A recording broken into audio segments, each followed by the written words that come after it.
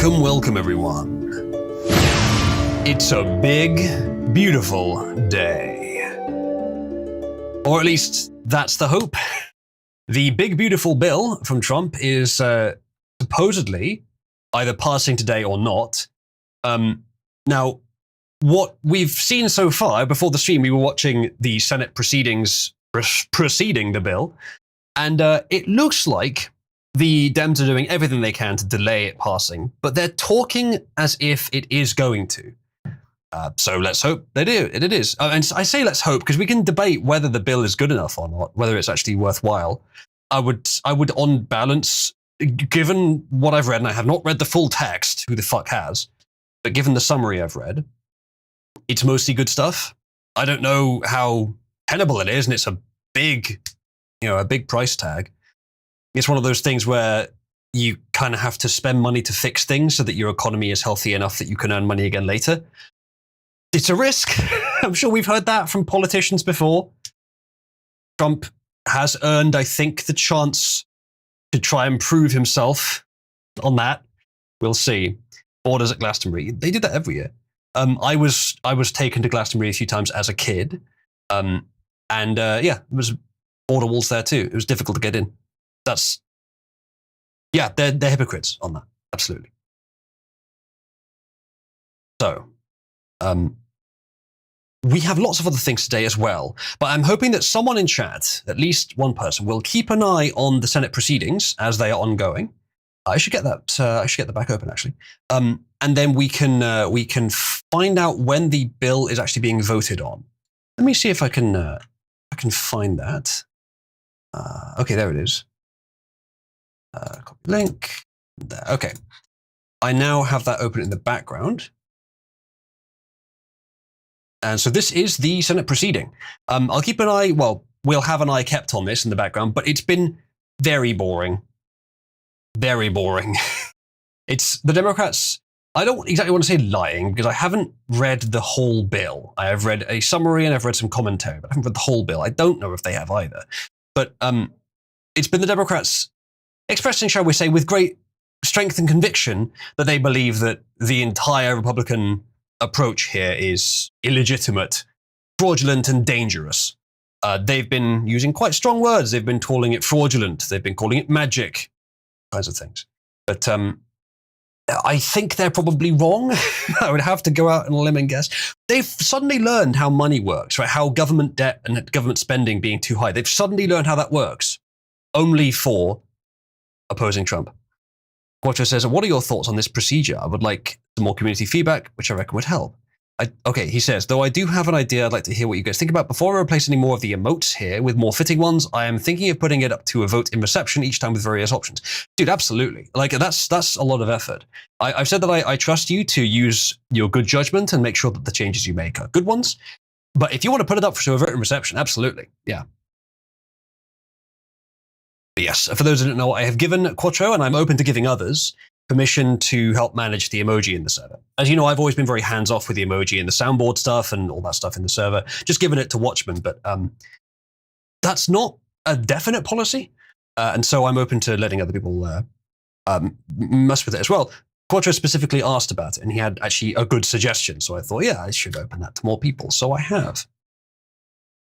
All right, good. Let me have a quick check of something. All right. Hello, Van Respector and ABC. Recreating Gaza inside. They're recreating Gaza with white people inside. Yeah, wouldn't want to be among the left these days. Quattro says, this way we can have people voice their opinions and even make suggestions. Yeah, it's fantastic. Right, good. Okay, so yes, we will try and notice when the Senate thing happens. For now, though, I have lots of other fun stories, quite a few small ones here, but they're all quite interesting, I think. A good mix today. I didn't know there would be, actually. But let's begin with this. Supreme Court rules Medicaid can defund Planned Parenthood. Seems good. Like, okay. I'm not as harsh against abortion as some people. I do think it's a bad thing. I don't think it should be illegal, right? Bit of a nuanced view. Some of you disagree, I'm sure. But Should it be getting federal funding?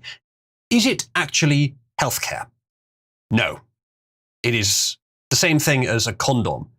It is prioritizing decadent pleasure over biological norms. And that is something I don't think should be outright banned, but I think it should be as rare as we can make it. So I don't think it should be federally funded. I don't think it counts as healthcare. It's a ticket to have a lot of sex. No, that's not the only thing it is, but that's very often the thing it is. Now, defunding stuff like Life of the Mother, rape, these exceptions which end up making up a tiny, tiny portion of the total. Yeah, I don't mind that. Yeah, gas cap, we always have to mention it, don't we? But the vast majority of abortions, in the US at least, are either for economic reasons, which is to say, you had unprotected sex or too much sex when you couldn't afford the consequences, so it's kind of on you, to a large extent, or it is just personal, you don't have to give a reason. So yeah, I don't think it should be, at the very least, I think states should have the choice. States should be able to decide whether it's federally funded or state funded. This should not be a federal matter. 6-3. So I think that is technically the split between Republican and Democrat, though, of course, Amy Coney Barrett often votes with the Dems. State-funded genocide, a lot of people think it is. And I think that it's not necessarily just a religious position to think that it's killing to do that. But it is also a religious position. And that aspect of it, I don't agree with. I don't come from that same perspective. But, it's definitely something that shouldn't happen. The Supreme Court ruled 6-3 on Thursday that states are allowed to cut off Medicaid funding to Planned Parenthood. Yeah, that seems sensible. As I said, it should be a state's matter, I think, so that everyone can compete. Understood, Usabot. Sorry, not Usabot. Understood van respector / gas cap. I'm retarded. The ruling came in response to a case out of South Carolina. I actually have that story more specifically later, but probably won't do it because I think this will cover it pretty well. The case centered around whether patients on Medicaid, a government health insurance program for low-income patients, can sue in order to choose their own qualified healthcare provider. Interesting. South Carolina was sued under Section 1983 after the state blocked Medicaid funds from going to Planned Parenthood in 2008, citing law prohibiting public funds for abortions, which is what that is. The governor says 3 awful women, Jackson, Sotomayor, and Kagan, black, alcoholic, and a Karen. Oh dear. Justice Neil Gorsuch wrote in the opinion for the court, Section 1983 permits private plaintiffs to sue for violations of federal spending power statutes only in atypical situations, but the provision in question clearly and unambiguously confers an individual right. He wrote that the law in question is not such a statute. Interesting. Well, I say interesting. It's all of legal jargon, to be honest. I would have to try quite hard to understand it. Participate in the state's Medicaid program, sue the states. This is all history. At their best, individual suits under Section 1983 violate plaintiffs' rights while pushing states to fulfill their obligations. Not seeing any sort of alternative penny dropping here. It says the Supreme Court rightly restored the ability of states like South Carolina to steward limited public resources to best serve their citizens. It's a very generous way of putting it. Well, I think it's probably true in this case. We also thank South Carolina Governor Henry McMaster and his administration for preserving, through many years of legal battles, but persevering through many years of legal battles to achieve this victory. Yeah, I'll not go into too much extra detail. I think the legal stuff here is probably not that interesting, or important. But that does seem like the right choice. States are supposed to compete essentially on policy to figure out who has the best set. Very, very few things should be dictated from above. Really, the things only that involve every state as a collective. When it's even if it's something that involves every state individually, it should still be up to the states. So yeah, there we go. Let's go to the next thing. Trump plans mass dismissal of asylum claims and fast-track deportations. We've heard a lot of bad news, seemingly, about the fact that the deportations have not been fast enough. Stuff like this will help. The Trump administration is preparing to dismiss asylum claims for potentially hundreds of thousands of migrants, primarily those who crossed the southern or northern borders, those bloody snow nigs, illegally and later applied for protection, according to CNN, citing 2 sources. Yeah, that's like, okay, if we're talking later as in like the next day, because I've said this before, chat, the way asylum, tell me if I'm wrong, by the way, on this. But my impression is the way asylum, specifically, not refugee status, but asylum is supposed to work, is if you've got a nearby country who is maybe severely oppressing some figure, some representative, someone important who is sort of allied or friendly to your country. Or it's just someone that that should not be oppressed, should not be hounded or chased or killed. Like if there's a military coup and someone that we like is under attack from a nearby country, that's what asylum is meant to be for.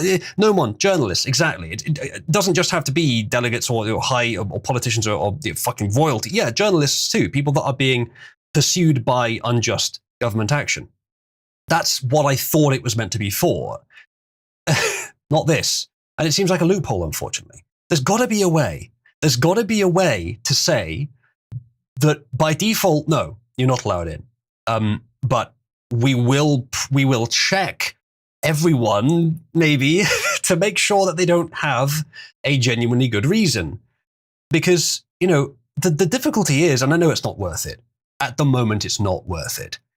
But think of how many people are coming across on dinghies into the UK and coming across the border in the US. What if one of those has a really fucking good asylum claim? Now, again, I'm not saying this justifies the whole, just put them all up in hotels, fucking millions in hotels, and we'll just check all of them, even though there's no documentation on any of them. No, it's not worth that. My point is, I would like it to be possible to not just say, asylum is no longer a thing we offer.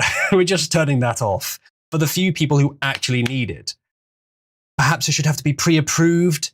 Perhaps there should have to be, you have to go to an embassy. But then if you're really close to the border and nowhere near an embassy, don't know. The whole processing asylum claims in the other country before they're allowed to come over, that makes sense. I like that. That should be done, but it requires cooperation with that country. I think what you could have for asylum is you would have to have sort of like purpose-built holding centers. And once they get full, sorry, it's not going to happen. You go into those holding centers, they're not in the country's territory, but you're only allowed to go in once your asylum has been approved. And if there's no documentation or paperwork and there's no easy way to reference who this person is, like if they're they have to be someone of some public note. As I said, like a journalist. It's not just my government's nasty. I mean, that's obviously horrible. But you can't just take in everyone once the government turns authoritarian. But if there's someone that's widespread, useful, and well known, and you want to protect them, that's what that's for. So it's someone that you have to be able to look up who they are and what relevance they have. And if you look it up and it says, yeah, they're a journalist, they've been so for years, anti-government activist, pursued by the government, let them straight in. You don't have to worry any more than that. That's enough. Give them whatever's needed to track them. Make sure it's not fake, obviously, but that's fine. I'm not against letting in people who would genuinely need asylum, but it's going to be no more than a few hundred a year. The problem here, largely, and this is not the entire thing, but largely, is people just flooding in, claiming asylum, no documentation, and the claims processing is so slow that they just get put up in nice hotels because they're treated like, they're probably a foreign delegate. We'll put them up in 4- and 5-star hotels. Lovely. No, they're not. They're just poor and desperate. And our countries are dumb for keeping this up. Asylum ADHD camps could also work. I'm not sure what you mean by that. Government says do it on the border. You can ask for asylum in port of entry. If there are too many claimants, too bad, try somewhere else. That's the problem. Yeah, yes, that's what I'd say. If there's too many claimants, go away. The only thing is, how do you discourage people just chancing it? Just going up, having somewhere to stay and saying, I claim asylum, doing that just constantly every day. It would just be free housing for the people that want to do that. How do you discourage it? You'd have to have you used to take a picture of them and make sure they couldn't do it again, but you could still get a constant flow of new people. Eventually, if you had a system to track their faces, eventually that'd be enough. Eventually the flow would stop, but it would take years. So it's a difficult, the reason that asylum is being so overused is that it is actually a difficult problem to solve. I don't think it's impossible by any means. I think I've been, pondering this right now for 5 minutes. And I reckon the solutions we've come up with would already make the situation much better. I don't think it would be too difficult to solve this, especially for people that understand policy better than me. But they aren't trying for some reason. And this might be a good first step. Asylum reform seems necessary. It's I don't know what the numbers are, but I think asylum is more of an issue here specifically. I don't know. Maybe it's both. Alexis, I think asylum should be limited to specific countries then, like ones that share overarching values or ones that have explicit allies. That too. Yeah, there could be very strict conditions for it. And it's not a matter of we can't prove you're not from that country. It's a matter of there has to be some evidence that you are.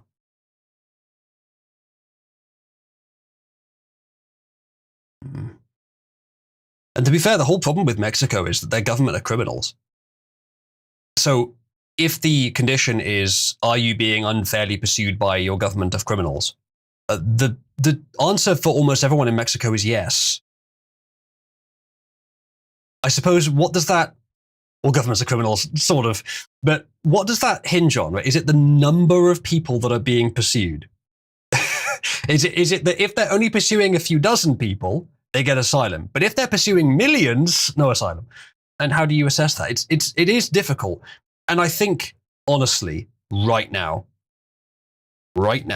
Western countries should just turn off asylum. Not available anymore. We need to fix this first. Maybe turn it back on later, but it does need significant reform.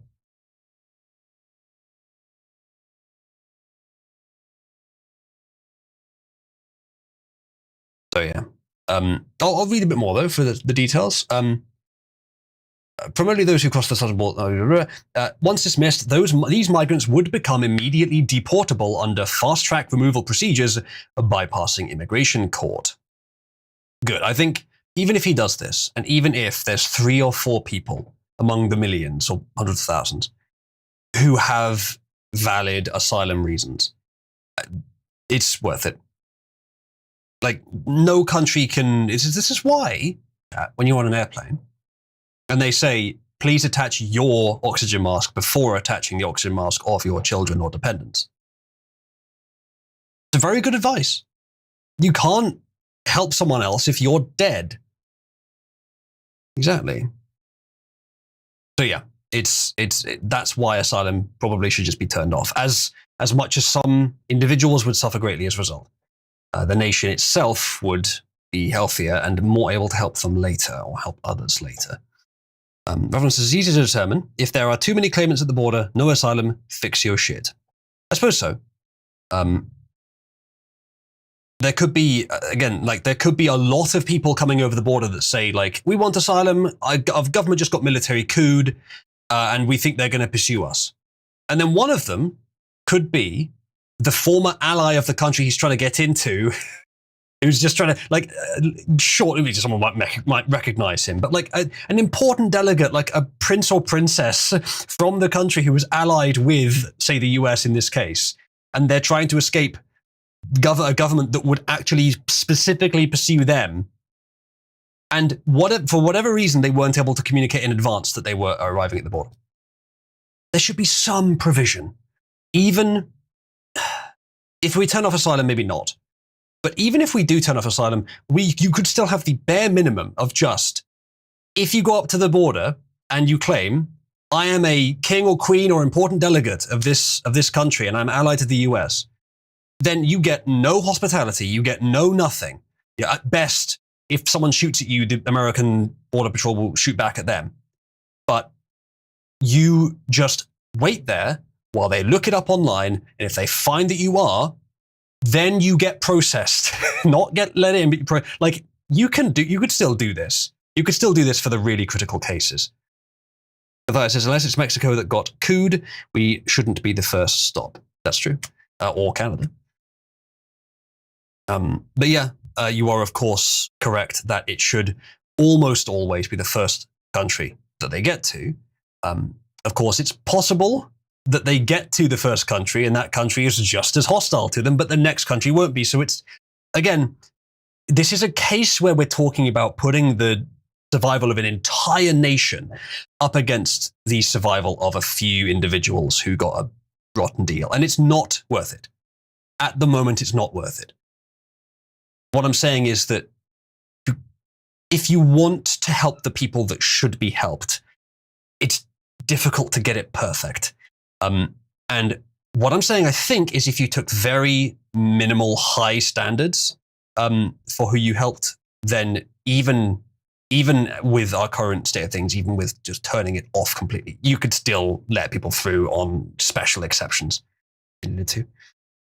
Tanuki Cutie on Twitch says, incoming clip. Did I just get clipped, or are you posting a clip of you? It's not a bot, actually, Matthias. I know this person, or have known this person. He has been in Cabal before. Avalon says, make specific exceptions for specific individuals. That would work. You'd have to probably get quite a long list, and the border people would have to look down it and find all the people. But yeah, that would work. I mean, the US government is well and truly capable of keeping an eye on coups and saying, yeah, this person will make sure that they're allowed over if they come to the border. That's fine. Bot X. Oh, X to doubt. Okay, right. Well, I mean, it is I don't know exactly, but it's a VTuber of some sort. An amateur VTuber, I think. Maybe wrong. I don't know how much they've done. But yeah, either way. Migrants who entered the US unlawfully and sought asylum through US Citizenship and Immigration Services would be impacted if the new policy goes into effect. This could result in up to 250,000 migrants out of the 1.45 million pending asylum cases being slated for removal. It's a good start, but concerned about the remaining 1.2 million. Still a lot to get through, but it is a good start. Just on Reality app, I've never heard of that. Norman says, even more so since they do half the fucking coups worldwide. That's a good point, yeah. Oh, this woman again, Someone Vox, is she still talking? All right. There are some Mexicans, I assume. The people being targeted in this case are those who entered the US unlawfully, later applied for asylum. Their cases are expected to be closed. Yeah, no, that does make sense. If by later you mean later than a day or two, yeah, indeed. Because again, you're the princess, and you're right next to the border, and you're being pursued by armed guards, and there's no Americans nearby, and you know that they won't pursue you into America. Yeah, you hop the border, of course you do. Of course you do, to survive. You know Americans will forgive you. It's a technicality, but it would be silly not to. Uh-oh. Tanuki says, he's made a clip. Well, let's have a look at this.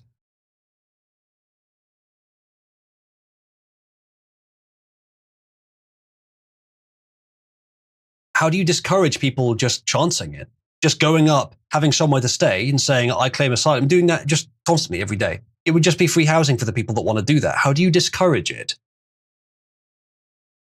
You'd have to have you used to take a picture of them and make sure they couldn't do it again, but you could still get a constant flow of new people. Eventually, if you had a system to track their faces, eventually that'd be enough.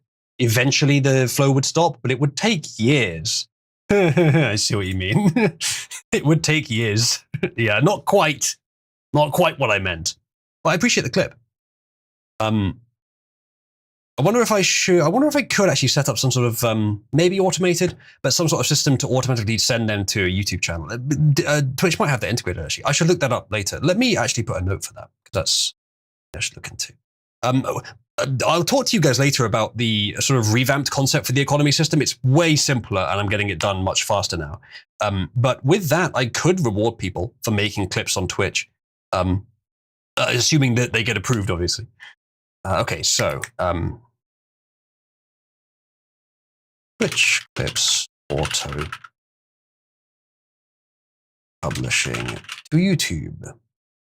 Right, I'll remind me tomorrow to check on that. And that'll do.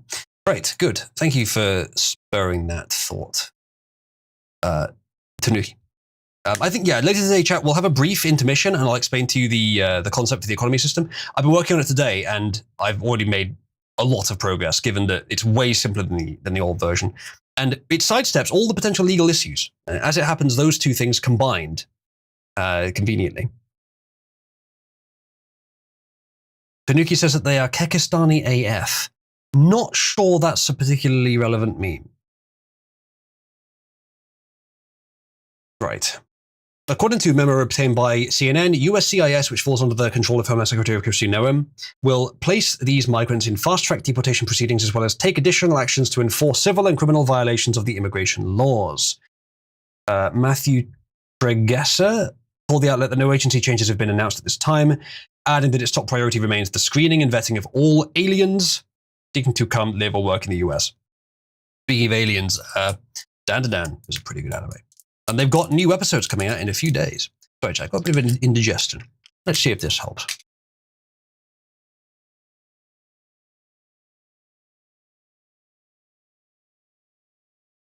Quattro taking every opportunity to use his favorite emote, the biblically accurate Jew. Right. Where was I? Continuing. Early this month, President Trump directed Immigration and Customs Enforcement to ramp up operations in chaotic sanctuary cities run by far-left politicians working with dark money-funded NGOs. I don't suppose that's wrong.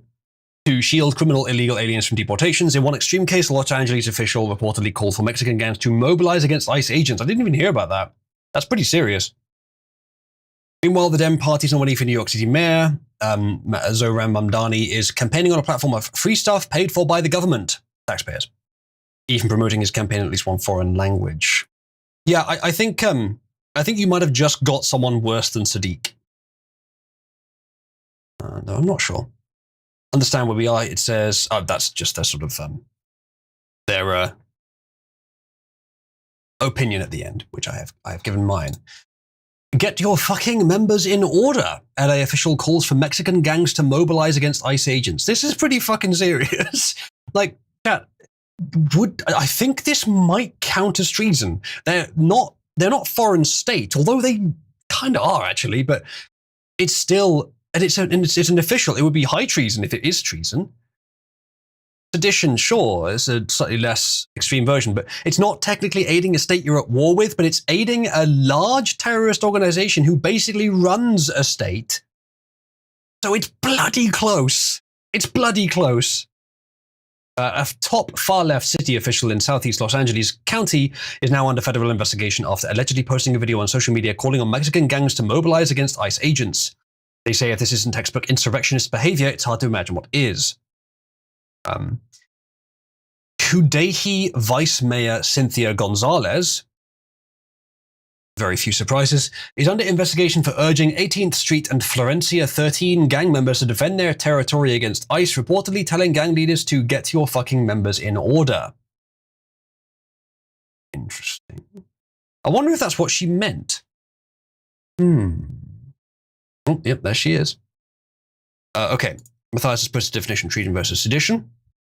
Treason is specifically defined in the US Constitution and it consists of levying war against the US or adhering to their enemies, giving them aid or comfort. Conviction for treason requires testimony, etc., etc. Sedition, on the other hand, is not as narrowly defined. The Constitution was addressed in federal statutes.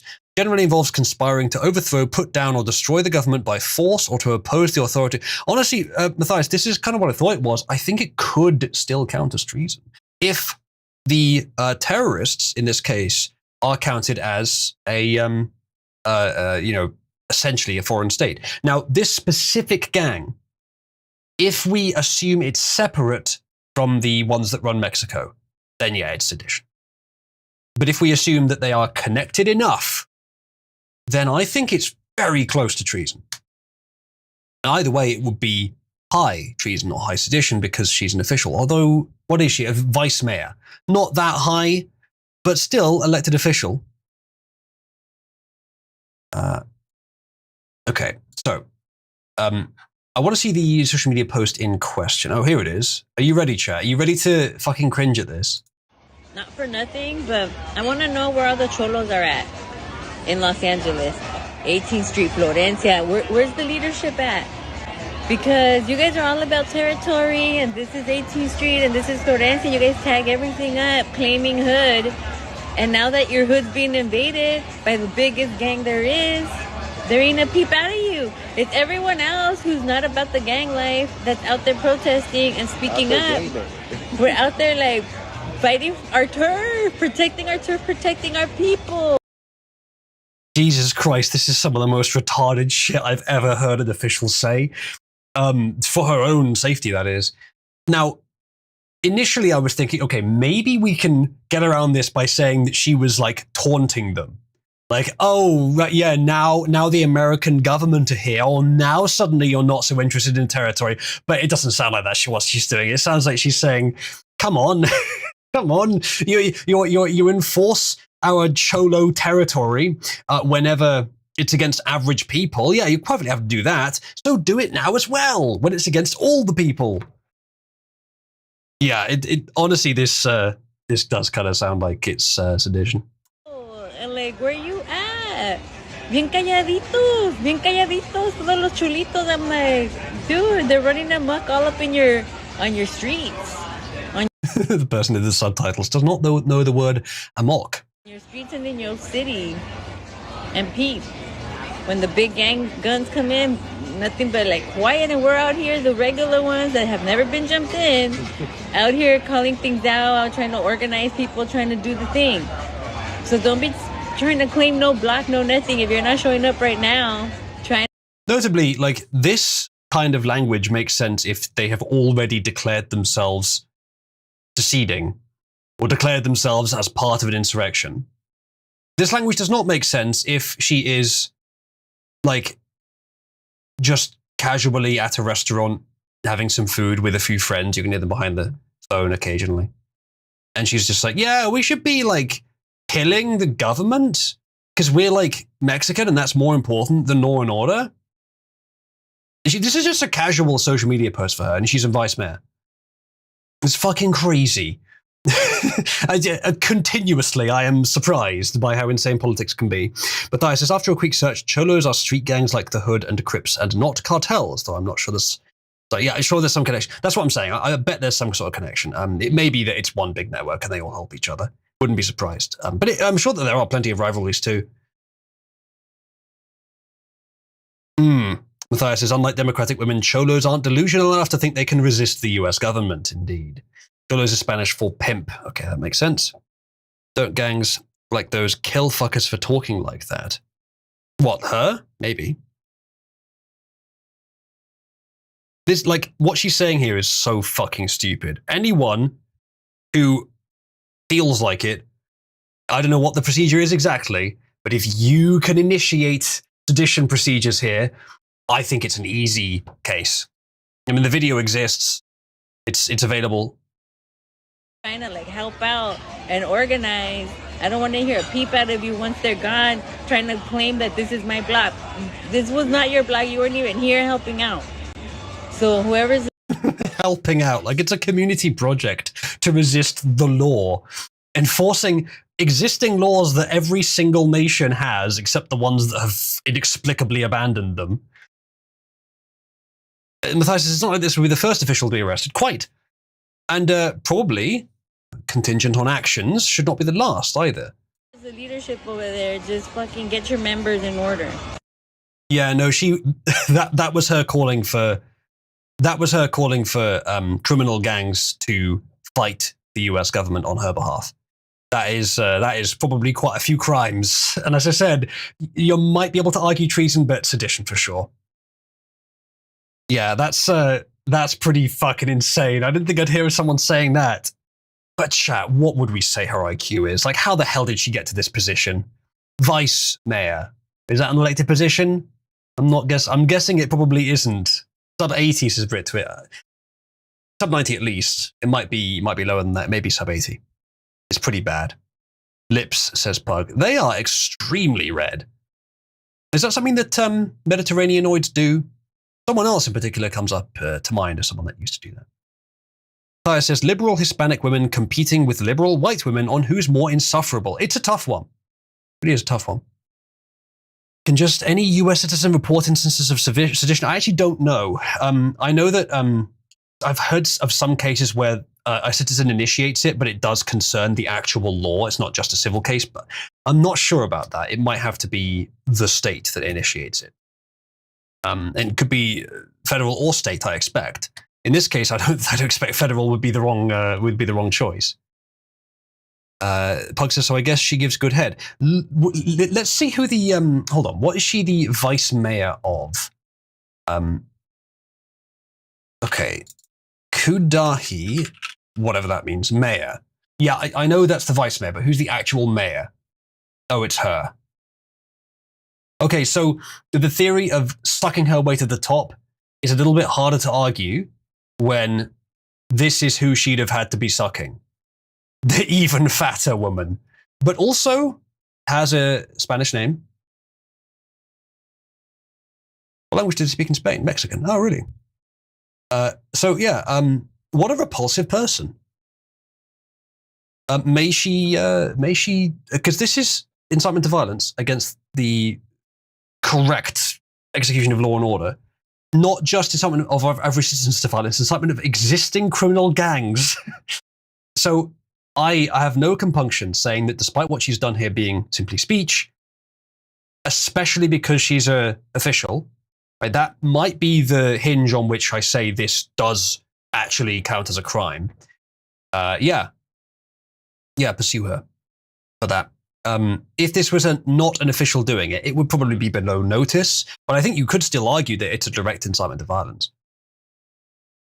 Red lipstick harlot, Matthias. Yeah, so Matthias has linked something where you can report sedition, you can report it to the FBI, the DOJ.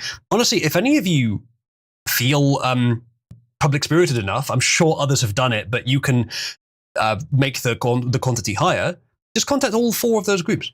I mean, the FBI probably won't do anything about it. The DOJ might. The DOJ fucking might. Under Trump. Cyber tip line, don't know where that goes to, probably the same as the other 2. And then human trafficking hotline. The 4 that I think that's the Google AI's output, is it, Matthias? But yeah, fucking, if you're an American, you feel like doing that, go for it.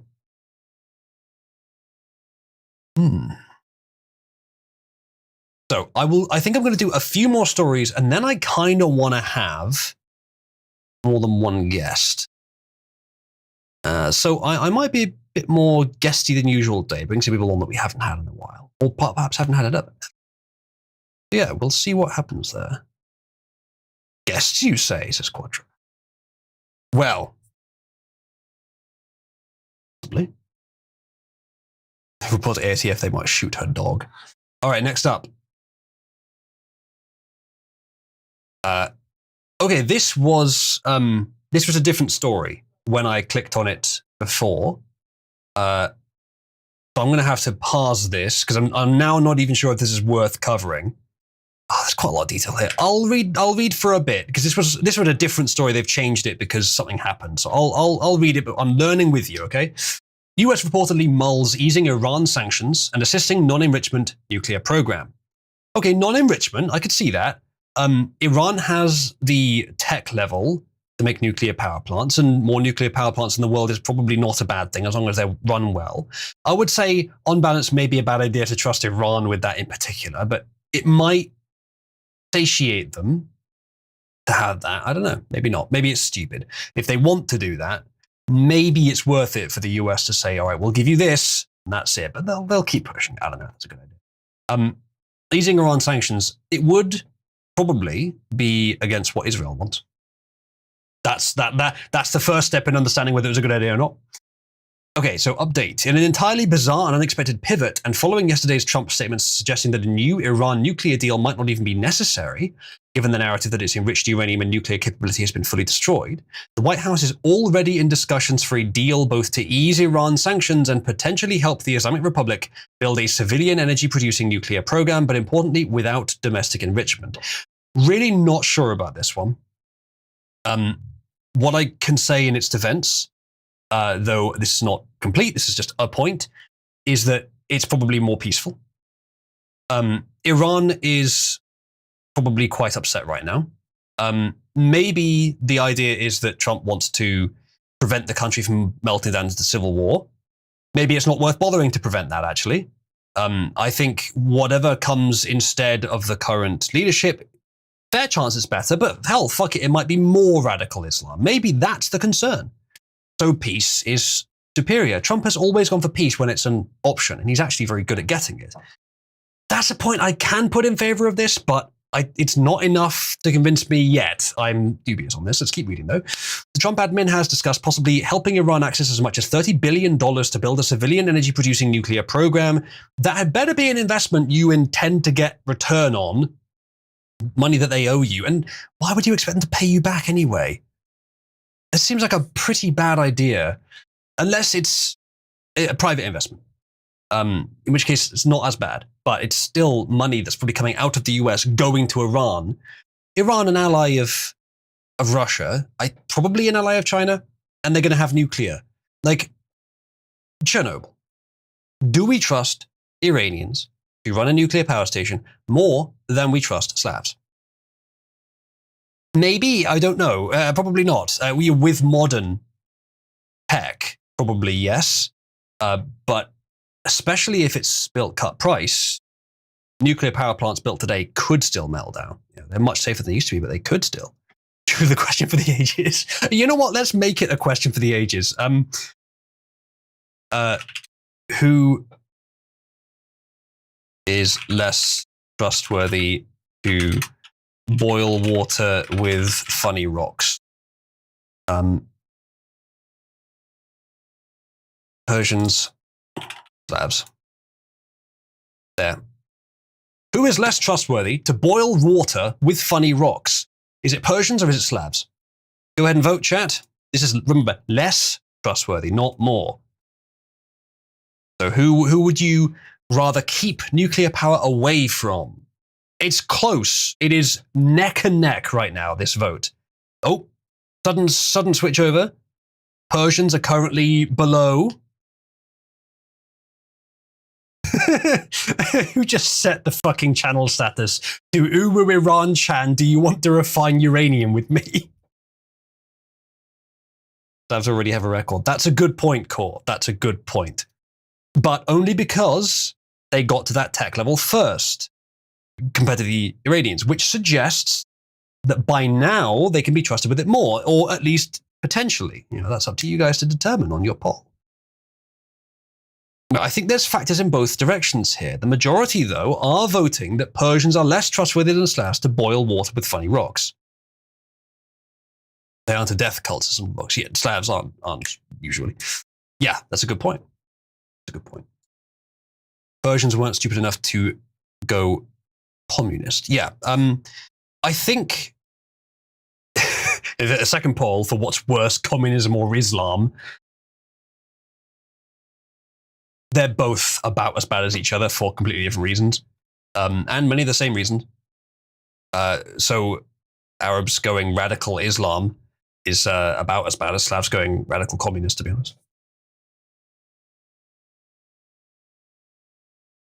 Right. The good point, Busak. I don't know much about Chechens, but I've heard that there is that your characterization is not wholly inaccurate. Tanuki Cutie, those don't render in Discord, but I appreciate you sending them anyway. If the Crusades get restarted, Islam isn't as bad. I mean, if you're fighting them in open battle in the modern day, I would much rather be fighting Islam than communism. Yes, you can wipe that out very quickly because they don't do technology. The communists try, but it's more so that they're better at leeching. Islam is better at being a bioweapon. So if you already have leeches, then they'll bring in Muslims. But other than that, not much of a danger. Matthias says, far be it from me to compliment Mohammedans, but there was never a golden age of communism, even if the Mohammedans stole credit from non-Mohammedans. I don't know much about the details of the because it's always been claimed about 1,000 years ago, the center of science and technology and culture and mathematics and such and philosophy was the Middle East. That's the claim. And I don't know if that's true. You say they stole it from the Greeks. Well, at least they hosted it for a while. That's something. A lot of the things that we do as a society are inspired by, at the very least, Greeks and Romans. Because they figured a lot of stuff out very early on. And then unfortunately there was a collapse. But then those ideas don't stop being good. Sometimes they need tweaks, but they don't stop being good. The U.S. government structure was based mostly on Rome, I think. Although, to be fair, the British system, I don't know if that was actually derived from ancient democracies or if it came about naturally. And then we discovered that it was similar to those afterwards. I'm not sure because it was 800 years ago. And in its very earliest incarnations, it didn't bear much resemblance to Greek or Roman democracy, I don't think. It was just, if you're a landowner and you essentially own peasants, then you get an official say, not just in whispering in the ear, but an official say on policy. And those are the members of parliament. And then it expanded from there. More people got the franchise, etc., etc. Or something like that. I may have got something wrong there, but it started off like it was a very, very gradual start. It was just sort of formalizing court influence, and then it expanded from there. I'm not sure about that. Which says they nicked that from the Greeks, Alexander's generals and all. Okay. No one says, I mean, it's between snow niggers and fire worshippers. Who do you trust more with a giant fire machine? Well, what do you mean snow niggers and fire worshippers? Who are the snow niggers in this case? We're not talking Siberians. When I say Slavs or Finns, which are not exactly from Slavs, Canada. Well, okay, but then who's fire worshippers? Slav will equal snow niggers. But why? They don't live in snowy countries. Very rarely. Matthias says it was derived from ancient British and Celtic democracies. The US did the same and mixed it between that and Roman government. Okay, yeah, fair enough. It is weird to hear. It was earlier in the discussion they were doing before the Senate bill. It's weird to hear them talking about the parliamentarian. Bitch, you don't have a parliament. Do you know what a parliament is? Well, most people don't. But I'm not sure I do exactly either, but I know how roughly it differs. Americans talking about that is very odd. The whole point of the system the US founded is supposed to be a little different. And yet here you go with a parliamentarian. I'm told that it's just a Democrat thing, though, so... All right, anyway, let's try and figure out what the hell's going on with Iran here. Easing sanctions and freeing up billions of dollars in restricted Iranian funds. Okay, so it's reducing sanctions rather than, it's not private investment or public investment, it's just reducing sanctions. That's the least offensive way to give them the money to do it. Still not sure it's right to do that. Let's keep reading. All part of an intensifying attempt to bring Tehran back to the negotiating table, 4 sources familiar with the matter said. I mean, it'd be pretty cool if Trump could take credit for bringing peace between Iran and Israel. I mean, can you imagine? Of all the countries in the world that you would expect peace between to be impossible, Iran and Israel are pretty high up on that list. Maybe the only other one that's higher is North Korea and South Korea. Pakistan and India are up there, but I think they're behind those two. What else? France and Britain? It would never last as no one. Well, not after he left office, but he may be able to get it, enforced while he's in office. May be able to. What's this? Please put on stream, know the difference between an igloo and an igloo. Yeah. North and South Korea do have peace. But technically so do Iran and Israel. And what I'm talking about is propensity to hate each other and to want to go to war, even if they can't. Matthias says the parliamentarian is the expert on Senate and House rules. It was created in 1935 and unofficially existed for at least a decade before that. Just knowing it was created in the early 20th century is enough for me to not to want it to exist. Yeah. Around the time of, I think that was shortly after. How far after Prohibition was that? Was it still in the middle of it? Didn't Prohibition end before World War II? I'm not sure about that, actually. Niggers. I don't think North and South Korea really want to go to war, honestly. Well, again, practically maybe not, but do they both hate each other's guts? And if they knew they could win a war, would they immediately go for it? Eric says, Trump, Pakistan, we will turn your country into a toilet. India, you will be next to a toilet. We're sorry, we'll negotiate. Yeah. 33 was the end of Prohibition. Okay, so I was pretty close. Before the war, yeah. Well, the same year Hitler was elected. Interesting. I'm not sure if that's relevant. It's one of those spurious correlations, I think. Well, maybe it's not. Key players from the US and the Middle East have talked with the Iranians behind the scenes, even amid the flurry of military strikes in Iran and Israel over the past 2 weeks, the sources said. The report continues those discussions have continued this week after a ceasefire deal was struck, the sources said. The report says multiple early-stage proposals are under discussion, but all based on a key non-negotiable that Iran must halt all uranium enrichment. A fair stipulation if your goal is to prevent Iran from getting a nuclear weapon.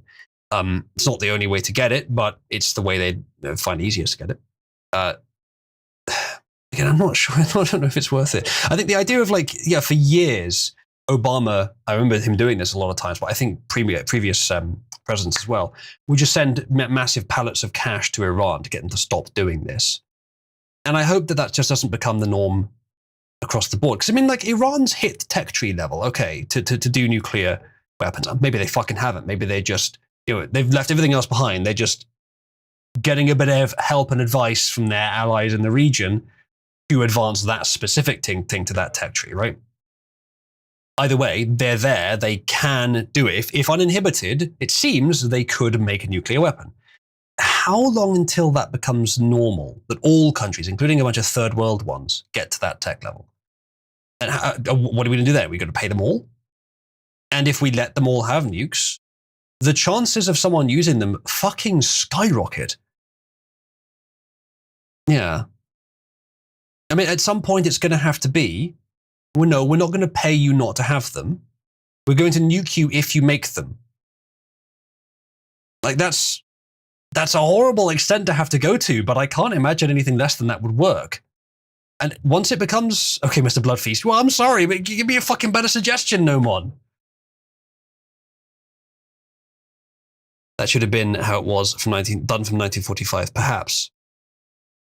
The report says multiple early-stage proposals are under discussion, but all based... Yeah, I've read that already.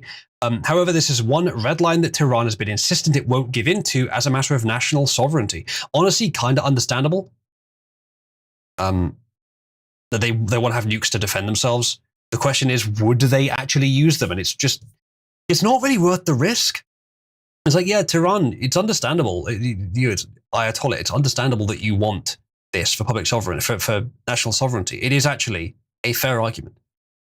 But we cannot in good conscience let you have it because we have reason to believe you would just use it aggressively. Oh, I'm sorry. We cannot let you use that otherwise good argument. It's a regrettable situation, but I understand it. And yeah, the same thing goes, arguably, for Pakistan as well. Another country which is very Muslim and has nukes. They shouldn't, preferably. They do, and they don't like Israel. They don't like, India either. Actually, I don't know where they stand on Israel. They probably don't like it either. They don't like India, who also have nukes. So that's a standoff as well. That might be the hottest standoff right now, actually. I don't know exactly what the political situation between these two countries is, but I know they don't like each other very much. Norman says, to be fair, is that not exactly why they want it? Because you are not comfortable with it? Yes, perhaps. They would have to trust the US, and who would do that, especially in the Middle East? Novak said, I'd say Iran would attack first with nukes. Remember how Israel attacked first defensively? It wouldn't take much, would it? It wouldn't take much for nukes to start flying there if they both had them. Jeet-Packy War is a clown show. Well, the thing with the Jeet-Packy War is that if it didn't spread, there would be millions of deaths. It would be horrible for everyone who had any connection there. Anyway, moving on. Among the terms being discussed, which have not been previously reported, is an estimated $20 to $30 billion investment in a new Iranian non-enrichment nuclear program that would be used for civilian energy purposes. It sounds like that's not what they want. It sounds like you're giving them something they just don't want. Trump admin officials and sources familiar with the proposal told CNN, one official insisted that money would not come directly from the US, which prefers its Arab partners foot the bill. That's interesting. Investment in Iran's nuclear energy facilities has been discussed in previous rounds of nuclear talks in recent months. Quote, the US is willing to lead these talks, a Trump admin source said, and someone is going to need to pay for the nuclear program to be built, but we will not make that commitment. Arab partners would be pressured to foot the bill. The report emphasizes, also at a moment, there's a new push to expand the Abraham Accord. I don't know if it's a good idea to try and force other Arab countries to do it, whether they would do it or not, whether that investment would be, unwise is the wrong word for it, but not honored. And what's to keep them honoring it? Okay, I'll watch this, but I think I'll move on. The president wants peace. He always has. And right now we're on a diplomatic path with Iran. The president and his team, namely Special Envoy Witkoff, continue to be in communication with the Iranians and especially our Gulf and Arab partners in the region to come to an agreement with Iran. As for our alliance with the State of Israel and that friendship and that partnership between the United States and the State of Israel, I would argue it has never been stronger. And we see a new era in which perhaps some of these Gulf and Arab states can sign on to. It's a shame that with this woman in particular, who's been pretty good so far, and with Trump and with a few others around him, as politicians, I can trust a remarkable amount of what they say compared to normal politicians. As soon as Israel's up, as soon as Israel's concerned, as soon as it's something that's like even tangentially connected to Israel, which is quite a lot of things, I have to start questioning it. I have to start thinking, okay, what's the game there? What's really happening there? It's a real shame. To the Abraham Accords. That was one of the president's most signature accomplishments in his first term, and he'd like to see more of those countries sign on in this second term. And so we look forward to sustaining a long and durable peace in the region, and the president wants to do that through a diplomatic solution. But as he proved on Saturday night, he's not afraid to use strength if we need to do it. Stuff we've heard before. This program they're pursuing here, I doubt it would actually appease Iran. I guess what Trump is trying to do is just like, look, you're putting everything into trying to get nuclear weapons, which would either be used for protecting your national sovereignty or for devastating your enemies, and probably both. You're putting everything into that. Can you just be a normal country instead? Can you just build up like a market and infrastructure and stuff? Can you just do that, please? Here, look, we'll even help you. Here's 30 million that we will gather for you, not from us, but from others. We'll make it happen. We'll release some sanctions if you will just build yourself up again. And they're like, no, we want nukes. Fuck you. It's a lovely idea. It's very idealistic, and I would love to see it work. I just don't think so. Matthias says, we use the stick smartly for once, now it's time for the carrot. I agree. It's a good idea. It's the whole thing of like, you break them down, then you build them back up again. It's how it is manipulative to an extent, but it's how you change people. It's how the military does it as well. But I don't think it's going to work here. I don't think they're broken enough. And that sounds nasty to say. I'm not necessarily suggesting we break them harder, but we need to build up the market to have the nukes, basic resource management. Well, they seem to think they can do it without. And again, I don't know how much outside help they're getting, but I would guess an amount. Don't mind the idea of fighting a war if it's needed, not our military being depleted supporting an ally who jumped into a conflict they couldn't handle. Yeah, Israel has not been worth defending in practice for quite a while. Not to any greater extent than just, well, they happen to be against people who are actually dangerous and we should actually deal with, so we'll deal with them regardless of Israel's involvement. Which again, I do think you can argue that that's what Trump was doing, but obviously he's still got that Israel lust. I don't think it's as strong as some people think it is, and I don't think it was a necessary motivation for what he did, though I'm sure it was a factor. We should nuke the long-nosed tribe as a statement of intent, says Busak. Can't say I fully agree. So, chat, I'm going to take a brief intermission to deal with the community thing, but it'll only be a few minutes. I have changed the way the topic popularity decay rate works. Now, I already talked about this a few streams ago. I've changed it again. Brief clarification. I've also changed the display. Hopefully it's a bit nicer now. I think on mobile it looks a bit less convenient because it puts it on 2 lines now instead of 1 sometimes, but hopefully that's okay. Either way, what I've done is I've added a bunch more qualifiers to the decay, all of which make it more generous to the people participating. So at the moment, decay is 2% of the peak of each topic. But it can't decay more than 5% of its current total, which means that once it gets fairly low, that decay rate smooths out. It can't be more than £50 per day, which means that for really high topics, it's not going to decay more than that. £50 per day, sorry. And it's whichever of those is the lowest decay, so it's more generous to the users. And no less than £1 decay per day. The peak resets at the current values less than 10% of the historical peak. That's all a bit complicated. And again, the new system I'm building will be simpler.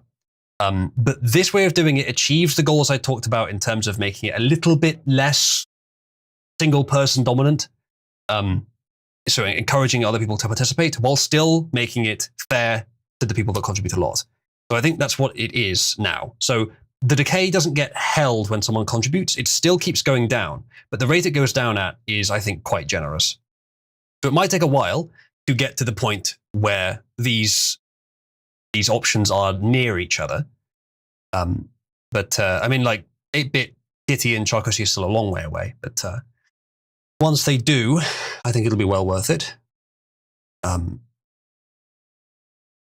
it's still just blah, blah, blah. Okay, understood. What I could do, chat, if you think it's a good idea, is I could remove that £50 cap on decay now, which would quickly move the topics closer to each other and make it more competitive, rather than leaving it at 50. Because those top topics, because they're so high, because this system is supposed to bring them down to a somewhat more equitable level, a somewhat less ridiculous level, they were decaying by about £600 a day until I put the £50 cap on it. If I remove that £50 cap on decay, if I just remove that for a little while until things levelize where they're supposed to be, then I could put it back on again. That would make it more fair more quickly. Now, I am very conscious while I'm doing this that the one person who's probably the least happy with these proposed changes is Matthias. So Matthias, I am very willing to discuss it. But I get the impression that you value the competition a bit as well. You don't just want pure, unabashed dominance. You enjoy the competition sometimes. So, would you be up for us sort of allowing the decay to go down so that they're a bit closer to each other? Not crazy closer, just closer. To encourage participation a bit more. We can put the £50 cap back on later. But the order of the things would still be the same. They'd just be closer. They'd just be more approachable. So if it doesn't bother you, I might do that because it'll make it more competitive quicker. That said, even if I do that, it might take longer for the decay to get down to a competitive level than for me to build the new system because it's going to be much more simple. I enjoy both the competition where I can show my absolute dominance. He says, fair enough.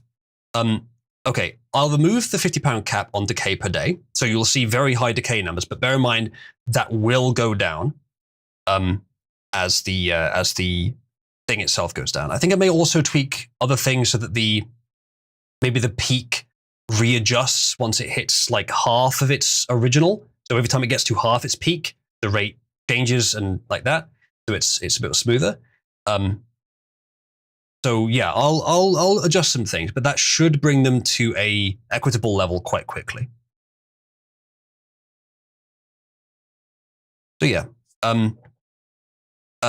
you were asking if Dice responded to the curse in Cabal. She has said that basically she's pretending it doesn't bother her, or maybe it really doesn't. Who knows? Yeah, the curse. If you'd like to contribute for this, you can. There is a role in the server which is applied to people, and it has a silly name. Currently, it's called Ungrateful Hibernian, and it's applied to die. You can move the curse for £25 to anyone straight away, and you can rename and re-icon the curse for £25 without moving it. So you could change what it says and what the icon is on die now. And the Ooza coin count for this as well. So 2,500 Ooza coin would do this as well. So that is an available thing that you can contribute for if you'd like to. No one says, I offer my testimonial. It's fun to do. There you go. Thank you, No One. Matthias says, would change the curse to number 1 British simp be too far? Let's see how it doesn't affect her then. I would request that you not change it to anything that would actually cause her to leave the server. But I cannot in good conscience absolutely refuse you to do that. JF's new wife. That's not bad, actually. That might be funny. Quattro says, oh, please, Matthias did worse to me. There are, unfortunately, though, this is not something I endorse. There are certain red lines that Dai will not allow people to cross. Busek says, if she leaves like a bitch, she wasn't worthy of being here. There's some truth to that, but she has been here for 10 years. I think she is worthy of being here. But maybe there are some things that she needs to be bantered on. I don't give a fuck. Lynch her, says Busek. I've even been accused of being a Jeet, says Quattro. That's true. Well, that option is available. And the contributions are a great help to maintaining the server, maintaining the streams. I intend to be streaming more often now for a while. So hopefully that will be appreciated. That's just malicious. There's a relax. Which one? Didn't redeem, sir. Oh no. Hello, Sport. Is that by any chance armor footage? It looks like a 3D model. Request that whoever changes the name add the wheelchair icon. You can change the name and the icon at the same time. 425. It's and for 50 you can do both. Let me give you some links if you intend to do that. It's tip.oozaloo.net to do that, or fund.oozaloo.net will also work. What says, how have you been, Oozaloo? Has the UK regime arrested you yet? Not quite. Managed to avoid it for a few days more.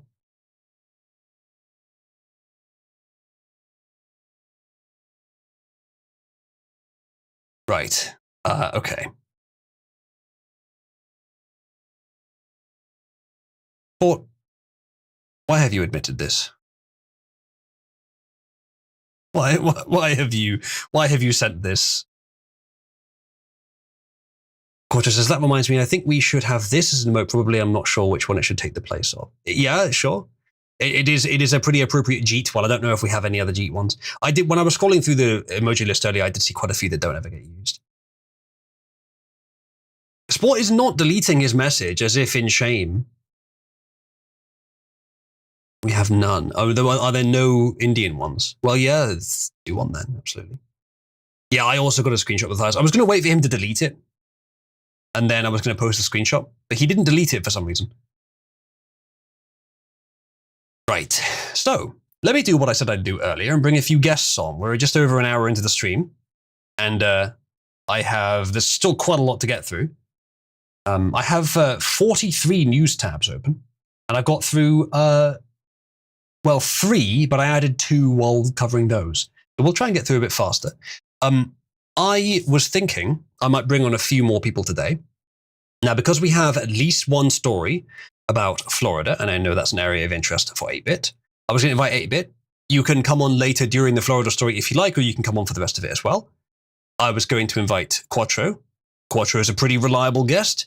And I was going to throw a wild card and invite Busak.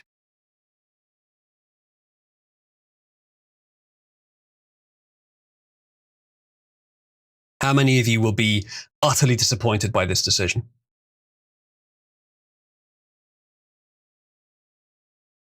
Busak says, so no. I assume that's what the inflection was supposed to be, but perhaps he meant something else. Oh, geez, I'm on mobile at the moment, so no. Okay, understood. Understood. In that case, chat, who's our alternative wildcard? You know what?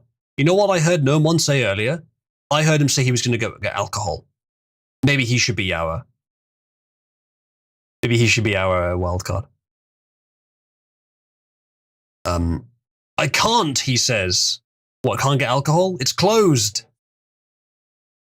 As your legs should be, young woman. Until tomorrow, he said. Oh, it sounds like you're drunk already by some means.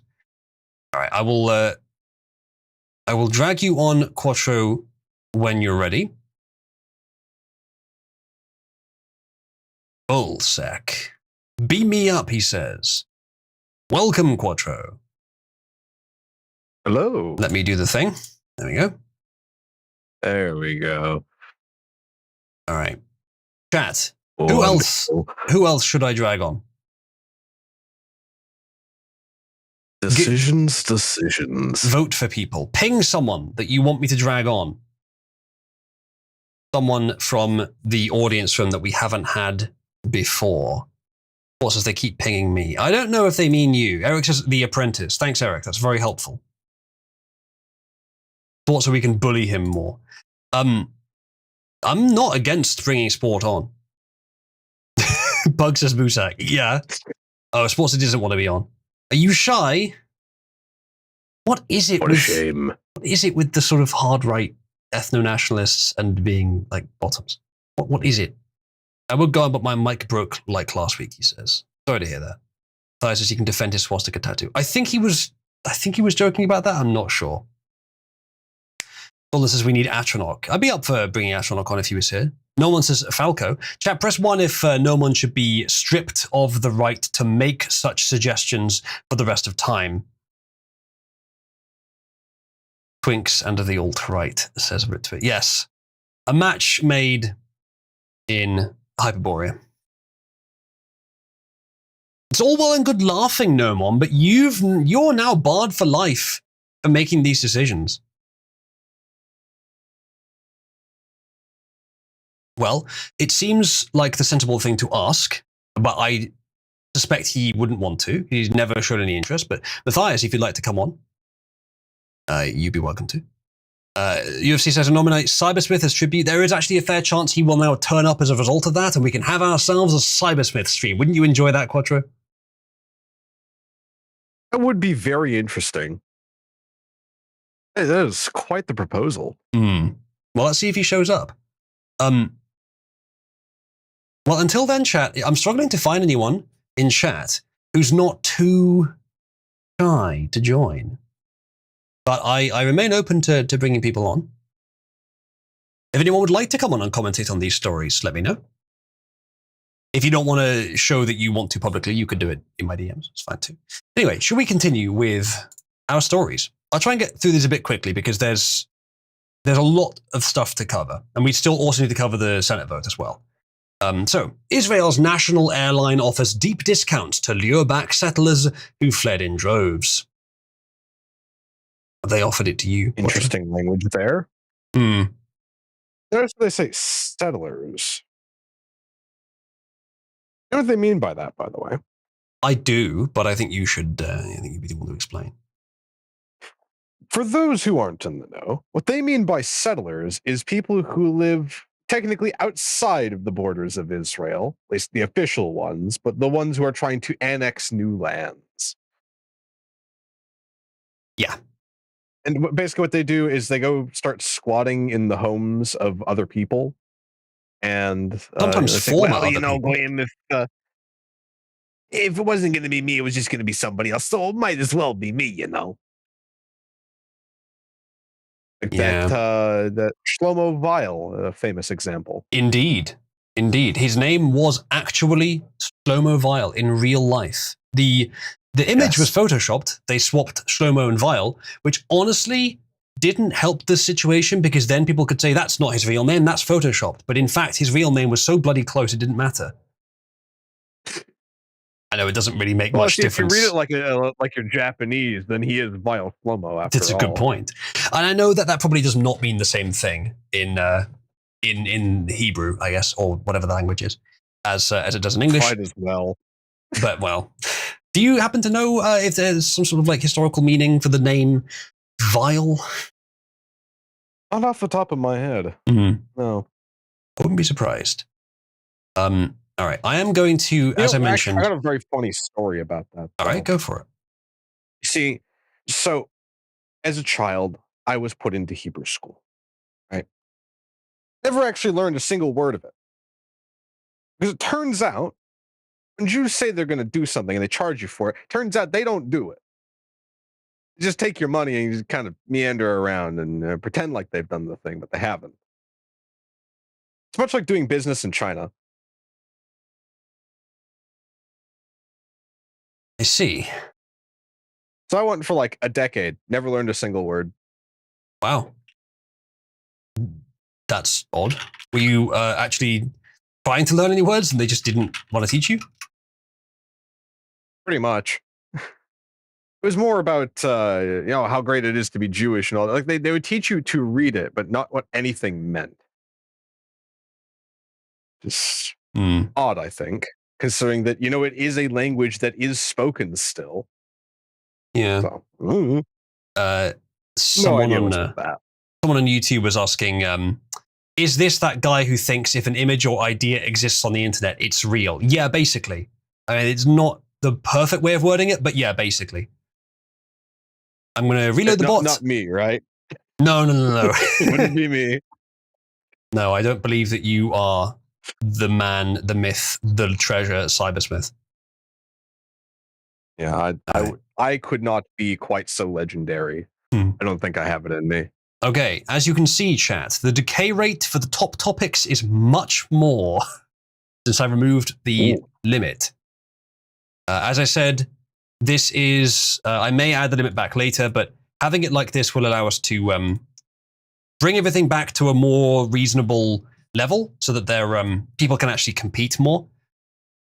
I think honestly, if we keep it like this, Matthias, you probably will have more fun with the system overall.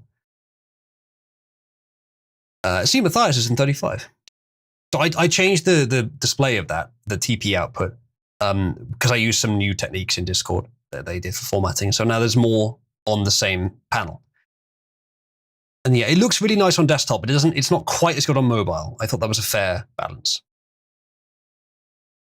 So I do remember the day that my parents, they asked me, all right, so can you actually, after all these years, can you speak Hebrew at all? Which is, no, why? We sent you to Hebrew school for like 10 years. What do you mean you can't speak any of it? I mean, I can kind of read it, I guess, but that's about it.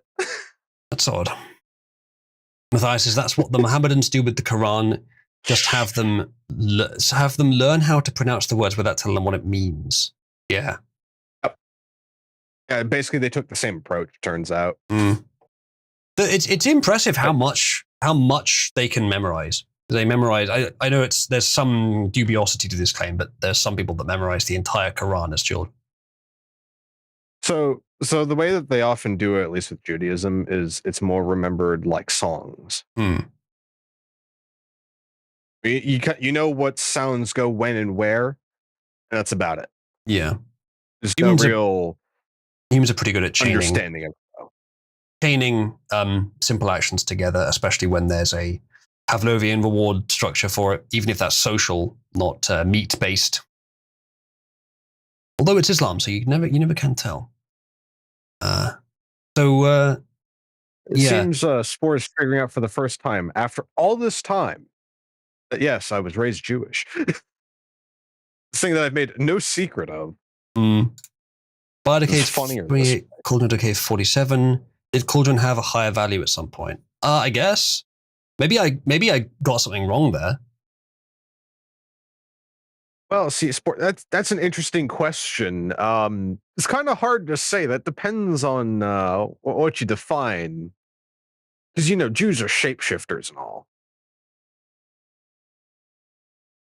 Schrodinger's white. Yeah, it's possible, Eric, that the peak isn't actually resetting. Eric, this new decay rate was not in effect until a few days ago. So Spire would have been on top because of Matthias primarily. The decay rate was the same, but it looks like the maths might be off because Cauldron is decaying much faster than Spire, even though they were both at 0 until this more recent thing. I'll have to look into that. I'll have to get my my debug command as well to output the historical peak. How did Amuleth get ahead of Orbos? Damn, we're slacking. Maybe I should present some sort of incentive on that basis. Turn my fan back on again. It's really warm in here. It's really hot out here today as well. I think what I'll do is I'll make the customary offer for the houses. Whichever house is at the top by the end of the stream will be able to pick an embarrassing icon for the house that's at the bottom at the end of the stream. User coins, of course, work for this, and it would take very little to get Orbos above Amuleth. I suppose since Orbos is at the bottom, the icon on Amuleth should be removed. So I guess I'll do that for now. but we'll probably come back to that. Oh, never mind. Matthias has voted for Orbos to get it above Amuleth, which means that I suppose the icon that Amuleth has remains where it is. I guess so. Yep. Didn't even have to lift a finger. Mm-hmm. Anyone from Amuleth have 633 user coins you can redeem. All right, let's have a look at this news story. Go away, website. Can we do this? No, website's not. That's okay. Can we do? Yeah, that's pretty better. Okay, so El Al, Israel's national airliner, has introduced heavily subsidized return flights on 25th of June aimed at repatriating Israelis who fled during the recent war against Iran. The state-backed offer includes capped fares through the end of June, $99 from European citizens, $649 to $699 from the US, roughly half the standard price. Once repatriation flights are full, remaining seats will become available to the general public. In Cyprus, where thousands of Israelis remain, emergency repatriation efforts continue. Cruise ships and diverted flights have brought back many in recent days, but Jewish community leaders warn that shelters and resources are overstretched as people await flights home. So I don't think there's a lot to say on this one, but I can't remember why I had this open, actually. I think I was going to say something about it. Just the war was enough for them to flee, and it's specifically apparently people who were settlers, so in territory that Israel has not necessarily always owned. Well, those are the ones that were highest at risk of, getting any kind of pushback. Matthias says, wouldn't want you to do any work you didn't have to do at Uzlu, especially since you have so many projects that you'll never finish already. Very generous. That's very generous. But no, I fully intend to finish the one I'm currently working on. And as I said, with the radical simplification of the concept, I should be able to have something usable in a matter of days for this new concept. You're going to update the text box. Ah, yes. I didn't know that was different, actually. I should do that.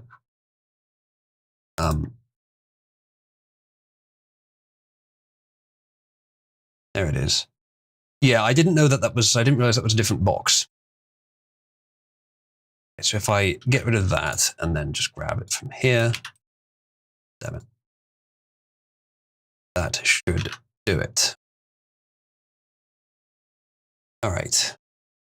Put it. Oh, actually, before I forget, there is one question I have. Slightly related.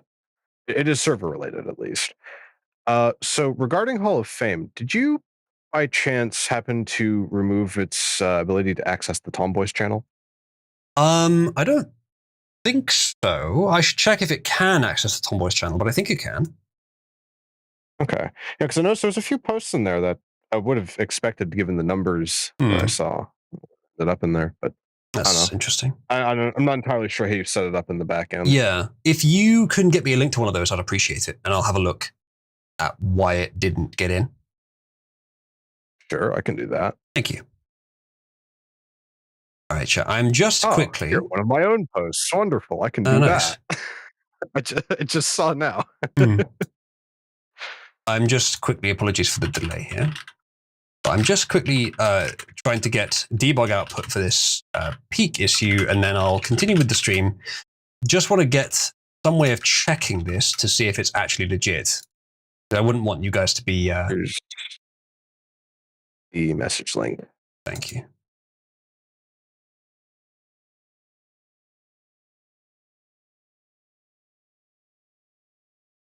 Okay, with that, and then reloading the bot, I should be able to do a test on certain topics and see what their stats are, so that we know that this is, in fact, fair. Okay, usually those appear when it just started back up, which it has. I do TP Cauldron and TP Fire. I think it was not quite ready yet. It does have to warm up. It got the commands. It has not yet responded.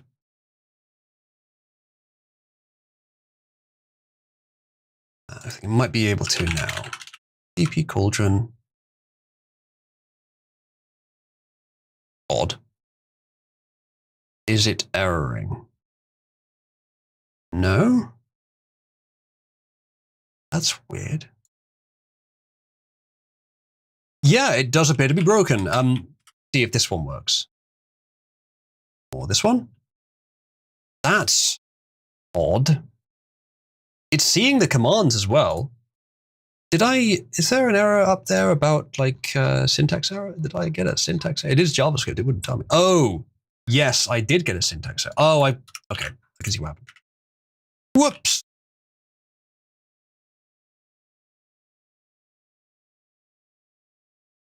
Right. It'll work when that's restarted, which is any moment. Should work now. PP cauldron. And it still isn't working. Okay, hold on. Cannot read peaks in 0. Why not? Oh, god fucking damn it. This is why you use a proper language rather than JavaScript. This is why I'm spending all that time to rebuild all these systems, chat. Come on, PC, don't overheat. Now is not the time for you to turn off. Okay, it should calm down now. TP cauldron, thank you. And TP fire. Right. Spire's peak is Spire's peak is higher since 10%, but not higher since 0. Which is interesting. I guess Cauldron may have technically never hit 0, which is surprising, but it's supposed to be using the peak since low, not the peak since 0. So maybe at some point it just isn't using that. I think it isn't. I think I had planned to make it use that, but I think it's currently using the peak since 0. What is it actually? No, it is using peak since low. That's very odd then. Because Cauldron's is lower.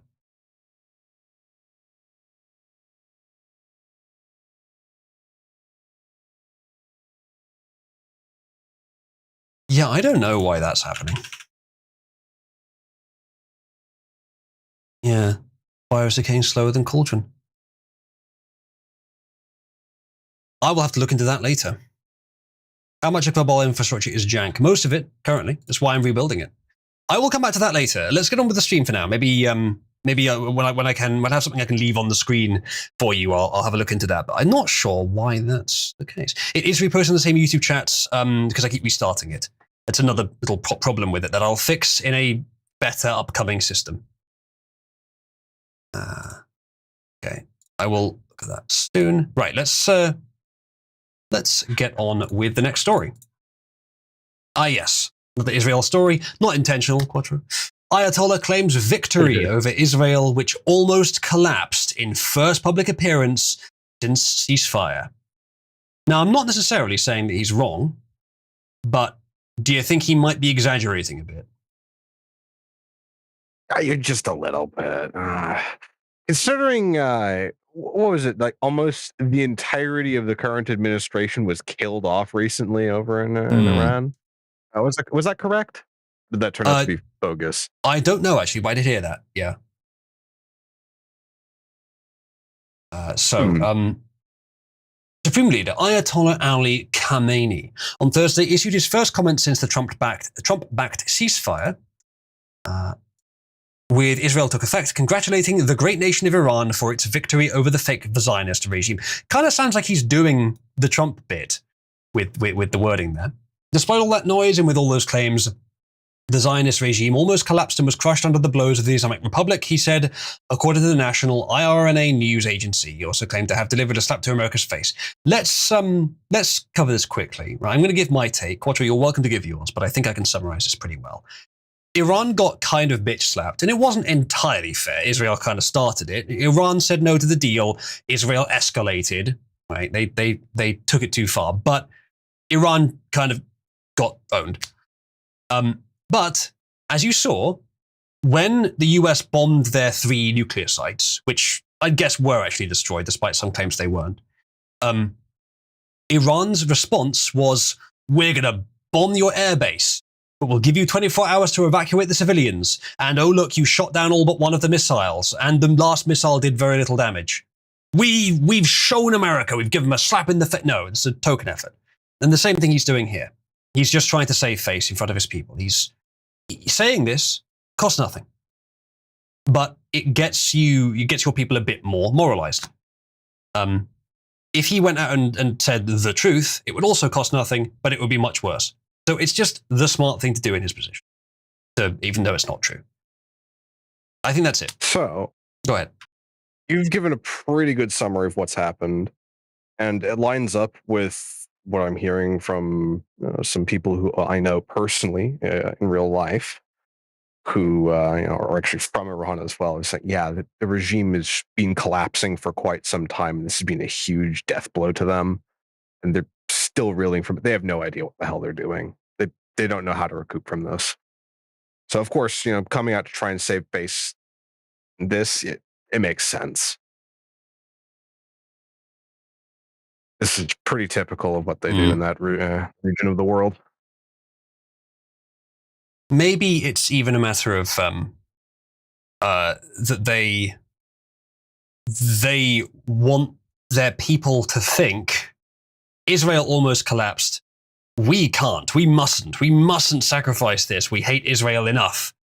We mustn't. Because I don't doubt that if there was some sort of rebellion, it wouldn't be in favor of a new, more peaceful way. It would be in favor of a new, more violent way. Or at least that's the likelihood. Yeah. Now, I don't know if that's the case for sure, but it is not, as far as I know, is not an Islamic caliphate. It's an Islamic republic. It could be worse. And it might be that they find that the republic side of that is the reason that it hasn't been as effective, even though the last caliphate that cropped up in the Middle East was bombed out of existence by a republic. But never mind. Yeah. So we'll see what happens there. I think the chances, from what I'm hearing, speculative partly, the chances of Iran collapsing are a lot higher than the chance of Israel. We'll see. Oh, definitely. Okay, so we get a lot of indications in politics that aren't for certain, but they give us a hint of what might be happening. And this one might be an indication. Bad sign? Oh, come on. Go away. Why are you stuck on the fucking page? Bad sign? Trump shoots lightning from his fingertips while screaming unlimited power after latest SCOTUS ruling. Oh, what's wrong with the Bees website? In what some are taking as perhaps a bad omen, President Trump responded to the SCOTUS ruling on nationwide injunctions by screaming unlimited power and shooting lightning from his fingertips. That's probably not good, said an eyewitness as a cackling Trump scorched an aide with lightning. Quote, it sounded like he said something to the effect of, now nothing can stop me from controlling the galaxy. It's a bit concerning. While many conservatives had felt that district courts issuing nationwide injunctions was an unfair check on executive power, they no longer felt so sure after witnessing Trump levitate over the Capitol while launching fireballs from his fists. I'm not so sure about this, said local man Roger Timpson as he watched Trump hurl tanks into the Potomac with his mind. Quote, I'm not sure I like him shouting, none can withstand me, over and over. At publishing time, witnesses had wondered if it was a worrisome sign that Trump had disbanded the Senate and declared himself emperor. Chat, press 1 if only. A lot of you would prefer this. I wish he was even half as based as he is often made out to be. Even 10%. Like all the blustering from demofags and the demon rats and those types. They have this idea of him that is so much better than even what the right thinks of him, and yet for some reason they fear that. Strange, isn't it? A lot of the characterizations they make of him are things I don't want him to do. But if you would just take the absolute power of it, not the exact way, then yeah, I'd like him to be that dangerous. But I think what he's doing is roughly as effective as one can be in practice at the current time. Maybe I'm wrong though. The fire says, also, do white names not appear in the stream chat? Has that always been a thing? Yes, that has always been a thing. I'm quite happy for them to talk in live chat, and I sometimes read and respond to their messages. I just don't feel particularly comfortable about immediately rebroadcasting their message. Because someone new could just pop into the server, post a bunch of spam, and then, it just appears. As long as we just require level 1, that solves that problem. Bufaku says like it's hard to get. True. Bufaku says he's a 90s Dem. I would be a little kinder than that. A lot of his politics come from there, but he has learned a lot in the last 8 years, according to what needs to be done. I think he has got tougher since his first term. So, 90s Democrat as a sort of starting point, sure, but there's more to it than that. So, yes, there you have it. Let's see what this next thing is. This is a video. What was this? Yeah. I'm not going to watch a 50-minute video from Nux Taku. I was just curious what this was about. Okay. There's no link to what this is about. I'm going to skip it then. Nux Little Jew, by the way, says no one. I don't really care. All right, so you heard today that the Big Beautiful Bill is supposedly being voted on. I think they are currently arbitrarily delaying it because the Dems want to, because they just want to make it difficult. But if it is going to be a tie in the Senate, 50 votes to 50, here's the guy that will set things straight. And I do think, on balance, the Big Beautiful Bill, probably it's better that it does pass. Though very uneasy about the price tag, but having read through the stuff in there, it is probably stuff that will help the long-term economic health of the US. And we have to give the benefit of the doubt in assuming that the next few budgets will actually come down. But it's a risk to take, but I think it's the only option at the moment. Either way, here is the man who will hopefully set that straight if needed.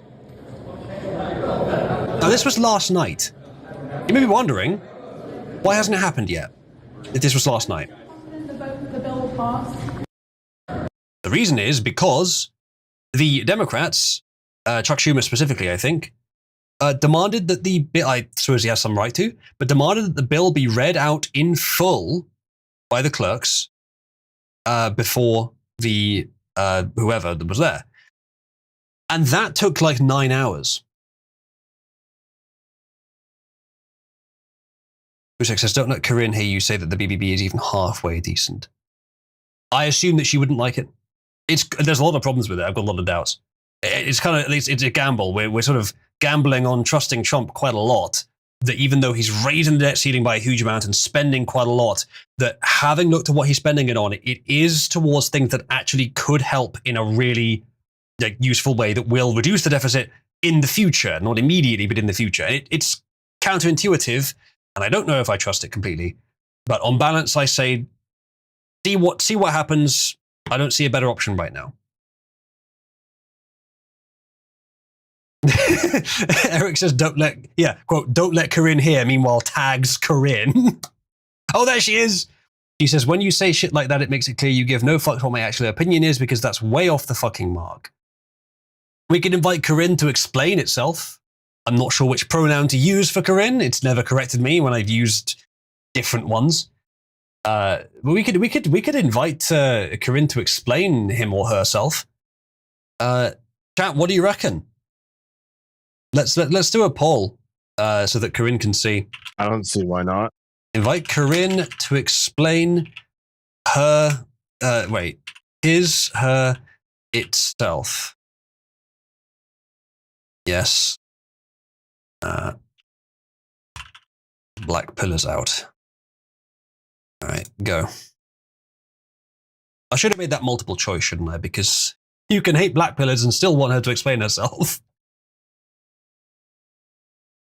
The UFC says, the black pill is a suppository. Yes, I remember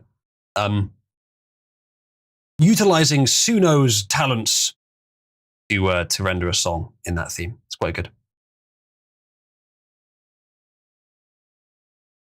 All right, let's see what the votes are. Most people want Corinne to come on, and UFC says, please no, its voice is insufferable. It kind of is. Matthias says, you were looking for another guest. It's true. True, I was.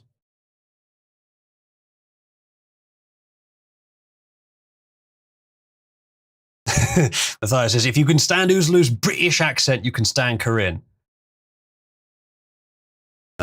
Corinne, the people appear to want you to join the stream. Now, I have a reason I suspect that they won't. Corinne's in the audience. Hello, Corinne. I guess I didn't need to ping you after all. But yeah, there was a poll. People have voted that they would like you to join the stream. You're welcome to if you would like to.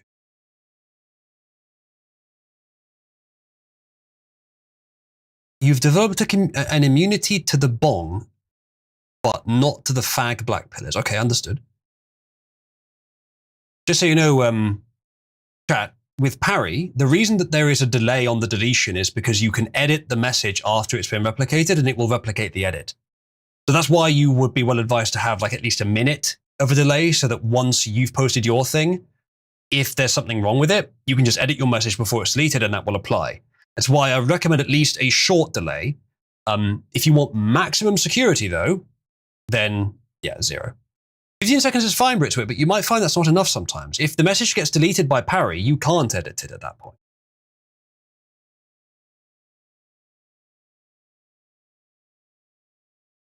I can't remember what happened. I made a nice swanky UI just so that I can check this. So let me check this and remember which of these bots I actually have configured to run Parry currently. Not that one, I don't think. All right, it's that one. Yeah, I've got it for actually 10 minutes, which gives me plenty of time to edit. No response from Corinne on whether to come on or not. Well, Corinne, let me know. Let's continue for now. So we, at the very start of the evening, when I joined voice and boiling, what Persians. I joined voice and asked people what news has been going on today. And a user named Nucleon said that they had pulled the HPA and Short Act from the BBB. And I had no idea what that meant. I gathered BBB, but I was going to have a quick look into this and attempt to understand it. However, a cursory glance made it clear that this is very fucking complicated. This had some information. It's more information about why it was blocked, but I'm just trying to figure it out. As far as I understand, the HPA, Hearing Protection Act, and the short Stop Harassing Owners of Rifles Today, silly acronym, were attempts to defend the Second Amendment. The HPA, Hearing Protection Act, is a funny name for allow suppressors, which, okay, I mean, it's part of an arm. I suppose Americans have a right to it, you could argue. And then the Stop Harassing Owners of Rifles Today, sure, yeah, I mean, rifles are arms, definitely. That's unambiguous, so that's Second Amendment. They were, it seems, removed from the bill. And it's not exactly clear to me why. It's some, like, dumb bureaucratic reason. And I have not been able to understand exactly why. It's very complicated. For instance, it's the gun stuff. I can show up if you want. Excuse. My opinion isn't that odd. Sorry, go on, Quattro. Well, see, the thing with suppressors, right, is most of them on the market work in the same way a car muffler does. It's not a particularly advanced piece of tech. We've had this for over a century now, right? Yeah. And almost anyone who's shot a gun with a suppressor on it can tell you, yeah, it makes it more comfortable to shoot. You get less muzzle rise. You don't have to wear as heavy ear protection. It's just better for everyone. Especially if you've already decided that, hey, you're going to run a supersonic cartridge through it. I mean, yeah, it doesn't prevent it from breaking the sound barrier. Sure, like you still get that sonic boom. It does reduce the full impact because you feel it. A gun that's being fired. If you're not in the direct vicinity. So I hear. I have never fired a gun, but so I hear. I have, so I can at least talk from experience here. Fair enough. Yeah, it's something that a lot of people have been pushing for because it just makes sense. No real reason why suppressors should be banned or even restricted at all. And hell, yeah, sure, it makes them bulkier to carry around as well. So the whole idea of, it's to prevent assassinations, no, it's bullshit. These people who think that have only ever seen how this shit works in movies and video games at most. Never actually interacted with a real firearm. Because I'll tell you now, most suppressors can't do anywhere near as good at actually suppressing the sound as what they're made out to. Yeah. It is not a cue. It's just a quiet. Like, It's still a recognizable gunshot. Yeah, a part of the sound is gone, but not even the biggest, or not even not very much. Now, I've seen unless you're using something purpose made, like a well rod. A well rod, yeah. It's made purposely to be as quiet as possible. Yeah, sure, the action is going to be louder. But again, that's something that is purpose made for that. And hey, guess what? Any dipshit with a fucking 3D printer could just make one now. There's no excuse. Just let people have them. Yeah. Yeah, the subsonic thing, that actually makes it very quiet, but not very much range. So the assassin argument then sort of is harder to make. Yeah. And as we've seen, the assassins at the FBI, I mean, we don't know who, right, guys? No idea. Keep sending out. Could be anyone. No idea. They don't bother using suppressors. You know why? Because guess what? Most assassins, they want to be known. They want their faces in the history books. That's kind of the point.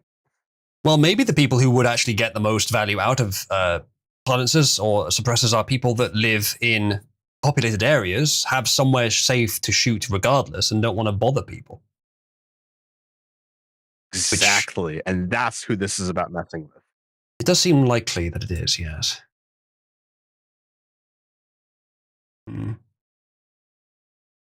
Well, chat, I'm in the background. Okay. The nomenclature of silencer is actually the original nomenclature, as that was the patent, because it was, I believe, designed by Hiram Maxim. The same guy who made the Maxim gun. And yes, he called them silencers. That was the brand name of it, Silencer Co. So yes, silencer is perfectly valid. Just seeing people say that it isn't is extremely weird to me, because it's the same thing as saying instead of tissue, you want Kleenex. Like, becomes synonymous. Don't get so anal about it. Yeah, I found it.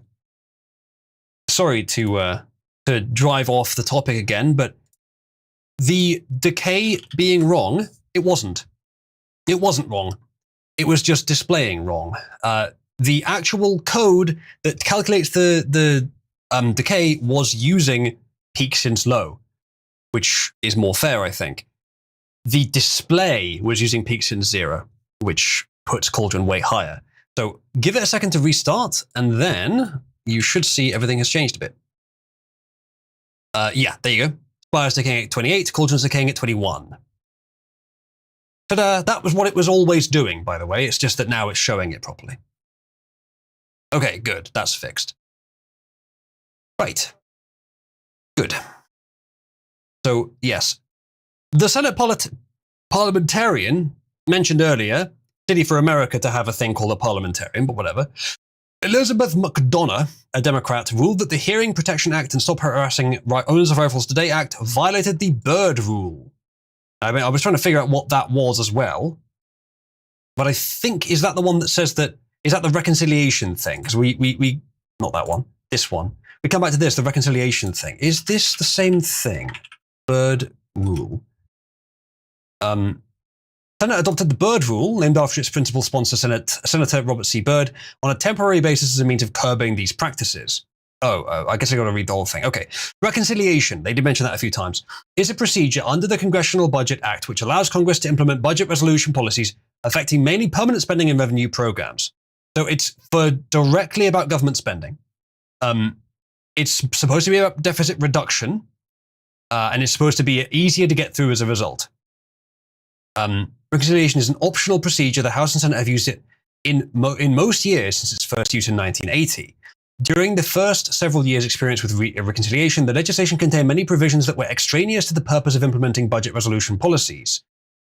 So, stuff that shouldn't have been in there. The reconciliation submissions of committees included provisions that had no budgetary effect, that increased spending or reduced revenues when the reconciliation instructions called for reduced spending or increased revenues, or that violated another committee's jurisdiction. So it was just being flagrantly misused because it was a fast way to get legislation through. In 1985 and 1986, the Senate adopted the Byrd Rule on a temporary basis as a means of curbing these practices. The Byrd Rule was extended and modified several times over the years. In 1990, the Byrd Rule was incorporated into the etc., etc. It became official. A senator opposed to the inclusion of extraneous matter in reconciliation legislation may offer an amendment or a motion to recommit the measure with instructions that strike such provisions from the legislation, or under the Byrd Rule, a senator may raise a point of order against such matter. So it basically allows for official proceedings to occur when they think it doesn't follow the requirements of a reconciliation, which is that it needs to reduce government spending. Okay, fine, that seems unnecessarily complicated, but okay. And this somehow was enough to get the HPA and short removed. We're just going to have to find out why as we go, I guess. I don't know if it actually mentions those in here. I think this is just details about the Byrd Rule.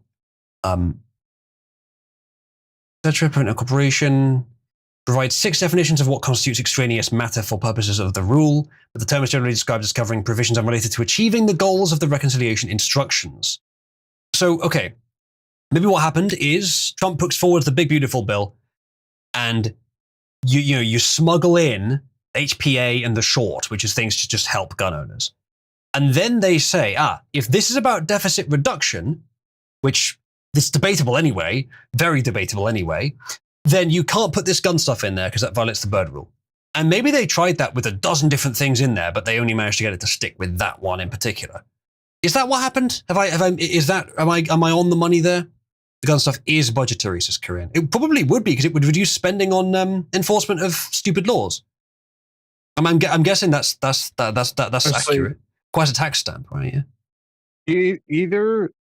Either you defund the ATF and shut it down entirely, or you turn it into a convenience store that it wants to be.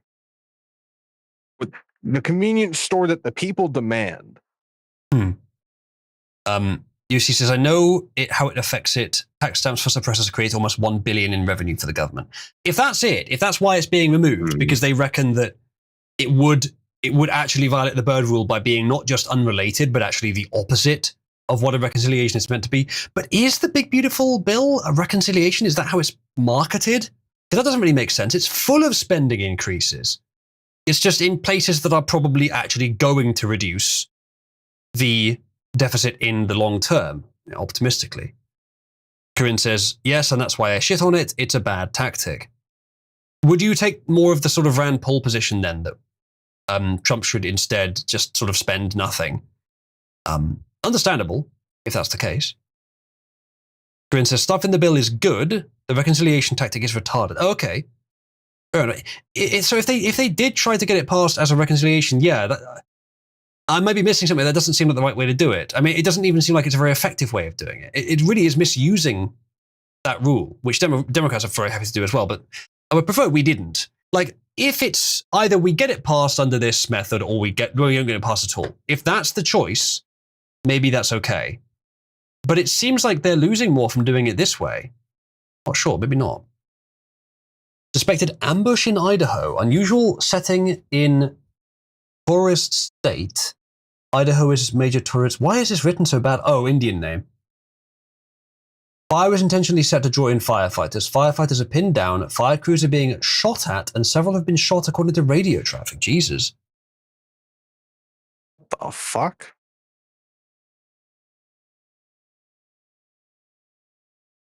Corinne says this is all because Trump is too lazy to try and force a majority vote in the Senate. Would you want to try and convince a bunch of rhinos to support you? But yeah, this is odd though. Okay, so North Idaho News. Shots fired with firefighters down in Canfield. Crews are evacuating and law enforcement is en route. Avoid the area. To be clear, someone intentionally ambushed the firefighters and has shot several of them. Shooter is still shooting as he sees people. Update, fire was intentionally set to draw in firefighters.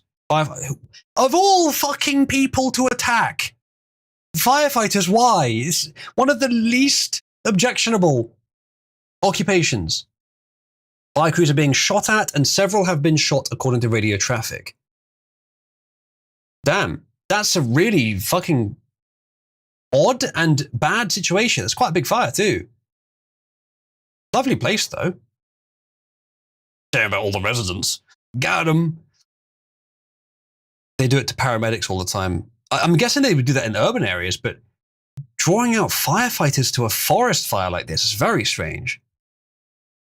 Trying to find the audio of the calls, Meat Bun. Appreciate it, Meat Bun. This is odd. Like this, it could just be a random fucking psycho, but you'd think this is a bit too elaborate for that. I wonder what the fucking game here is, if there even is one. It might just be some sort of retaliation against Trump. I don't see why. I don't see it. Matthias says, place your bets now, Mexican or black. I wasn't going to mention it, but honestly, Busek says Idaho is insanely red. Yeah, but maybe there's just a few blues out there who want to do this. Chilling audio. Okay, there's fucking audio. Shit. Massive police response after multiple first responders were reportedly shot during firefighting ambush in Idaho. Central BC 5, Central BC 5. BC 5 up 6. Send law enforcement right now. There's an active shooter zone. They're shot. BC 3's down. BC 1's down. Everybody's shot up here.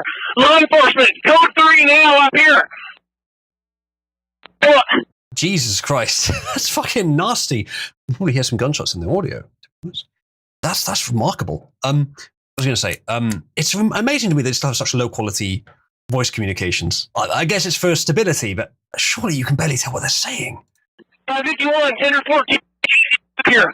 Stop. Get out of the way. 10 or 14. Engine push 551. Do not come up here. 51 copies. Remaining staging. Central from 551. 551. You get an ETA on life flight, please. What? You're busy. See what life flight has to offer and go and get started. Also, if you can do enact the MPI for the county, please. So hard to tell what they're saying. Can anyone who actually uses this stuff professionally tell what they're saying? I guess maybe it's something users get used to. But surely they could up the bit rate a bit from like 6 kilobits per second and learn skills screen. Yeah, I understand. Still, it's pretty crazy. Of course, this might be because you're British. That's probably a factor. But I still think it's pretty bad either way. Yeah. Sorry, I couldn't copy. I'm copying BC. Like, I'm sure that knowing the local accent would help as well, but still. The upper parking lot is up. Upper parking lot. Up on the dirt parking lot. We need law enforcement up here immediately. Law enforcement up here immediately. Copy upper parking lot. Immediately out, law enforcement. Yeah, another Coeur d'Alene firefighter down. Needs help immediately. We need law enforcement immediately. I copy another firefighter down. Continuing law enforcement. I copy. It sounds like the Combine. But then I guess the Combine were based on this kind of thing, but I heard the Combine first. So there you go. There's your fictional reference when I should have been given a real life one.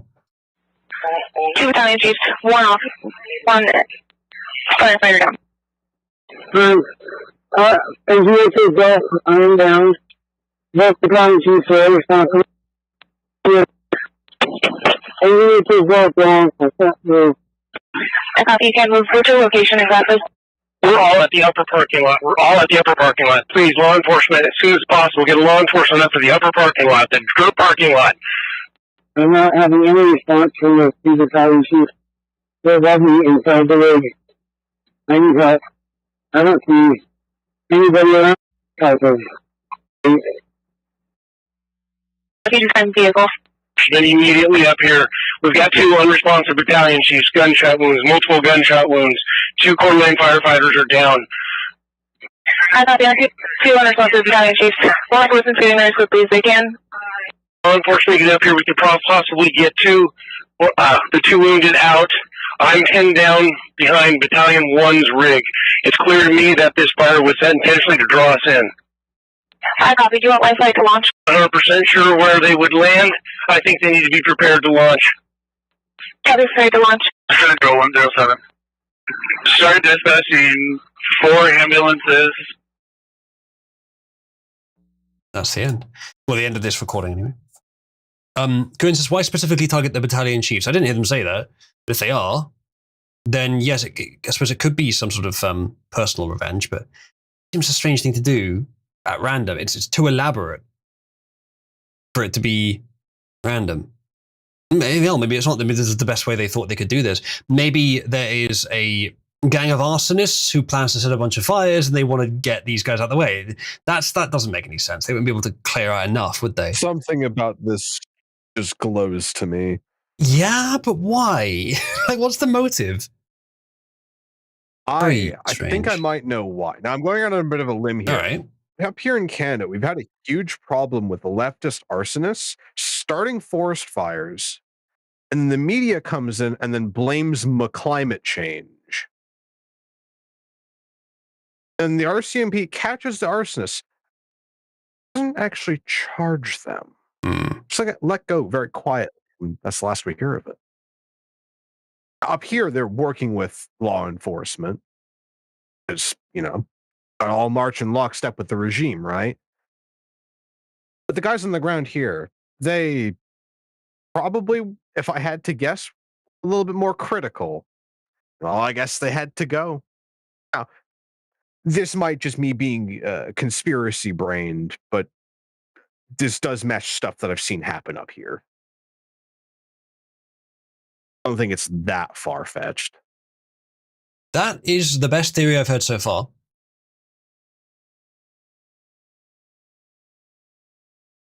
I don't know, though. Well, chat, unless you've got anything more on this right now, I'll get back to our regularly scheduled stories. But this is very concerning, very unusual. For instance, clearly this is Trump's fault somehow.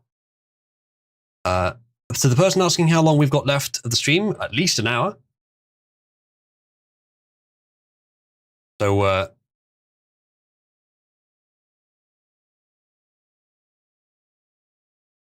chat, we're about to do the unthinkable. We're going to bring on a guest, a drunken new Swede. Welcome to Europe. Hello. I'm happy to be here. Just stepped off the boat. Wait, fuck. Just stepped off the boat, Mm-hmm. Now, Nomon is one of the great successes, one of the great success stories of Cabal, because he came in here a broken and desperate man. But we managed to fix his problem, or help him to fix his problem, and now it's all settled. And all it took was cocksucker. Right, Nomon? It's, yeah, the nomenclature was unknown to me. The nomenclature? Fucking, I'm gonna hang myself. Got him. Shit.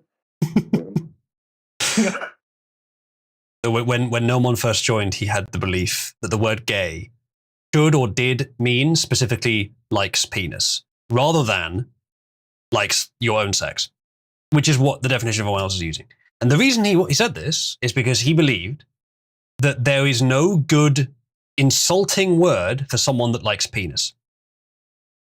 And that therefore gay should be used for that. Right? I found this to be a silly argument. However, I proffered cocksucker as the insulting word for someone that likes penis.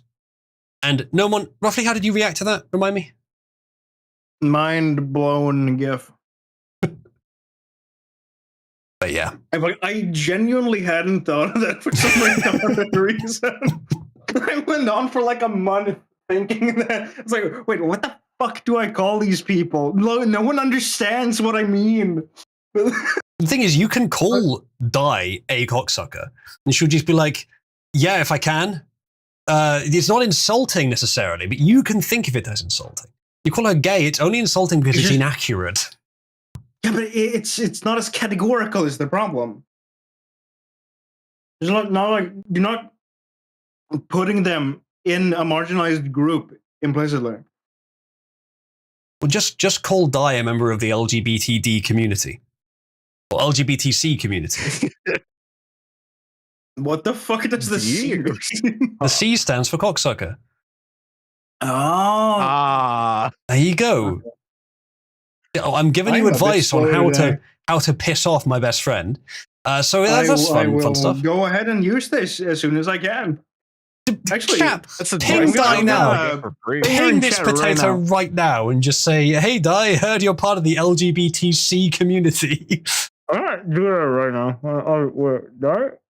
Yes, guy. Oh, sounds like no one's just joined the C part of that community list as well. No, this is ice cream, man. Oh, is that what they're calling it these days? Also, for those wondering what happened, Cat has immortalized it in comic form. Yes, the whole history of this interaction. Nomon, do you appreciate how you've been depicted here? Last year. All- this fucking one. Yeah, I saw. All women are gay, he says. Dice is so true, so true. No one says that's because women like men and liking men is gay. Boobies are cringe. You didn't say that part. But yeah, a bit of embellishment. And then Dice says, what the fuck is wrong with you? That's not how homosexuality works. How can you fuck up a simple definition of that term? It's not gay for a woman to like a man. It's embedded in our fucking DNA to reproduce, you retard. Lesbians are not straight. They are 100% big gay. Why are you big gay? Why are you such a massive faggot? She says, aggressively shaking you by the cheeks. To which Quattro says, Mom, this is a Gundam stream, not an execution site. Well, but just that day, it became both. Honestly, worth it. Worth it. Just this wrong. Dai's gonna wake up to so many pings. My stream got derailed for like a good hour and a half. It was so worth it. Nomon says, Dai, hey, have you heard?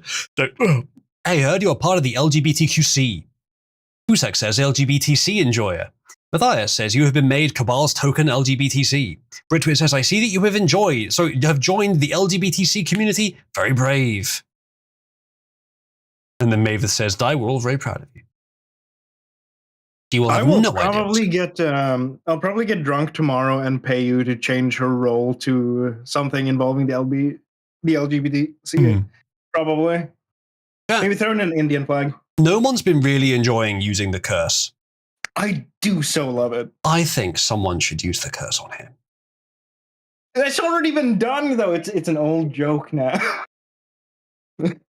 Unless you can come up with something that's creative. You could just call it brown. It's got to be creative. Wow. Well, I'm already on the fucking... I already have melanated. Melanated and brown. Did I already give you melanated? Oh, I did. Why did I do that? Good question. Well, you know what, chat? If you want him to be melanated in any way, then you'll have to move the role to him. What happens when you get double melanated? Do you become a double nigger? You start stealing your own blackness. Wait, you steal your own bike too? It becomes recursive. Yeah, you steal your own bike. Remember, chat? A measly £25 or 2,500 user coins to change the name and icon of the curse, and a measly the same amount to move it to someone new. You can, and I'll make sure that icon is the highest icon they have as well. There may be some rare exceptions to that, but in almost all cases, I'll make sure it is. Wait, Matthias, is that what happened to Uncle Ruckus? Aborted. What happened to Uncle Ruckus? Where is it? Oh, yeah. Is this abortion of a meme? This really is terrible. This is a terrible... Not only is the meme terrible, but it's fucking tiny. It's made for ants. I reckon they still have trouble with it. But yeah. Thank you in advance if any one of you want to contribute to the community. It really does help to keep things going around. Let's go to the next thing. We did this. Offering my testimonial. It is a great idea. You should do it more. Thank you, Nomon.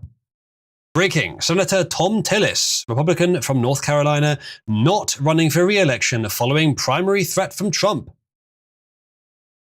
I don't know much about Tom Tillis, but if Trump is saying he's a bad guy, pretty good chance he is a rhino. So yeah, good. I'd like to see all the rhinos go away.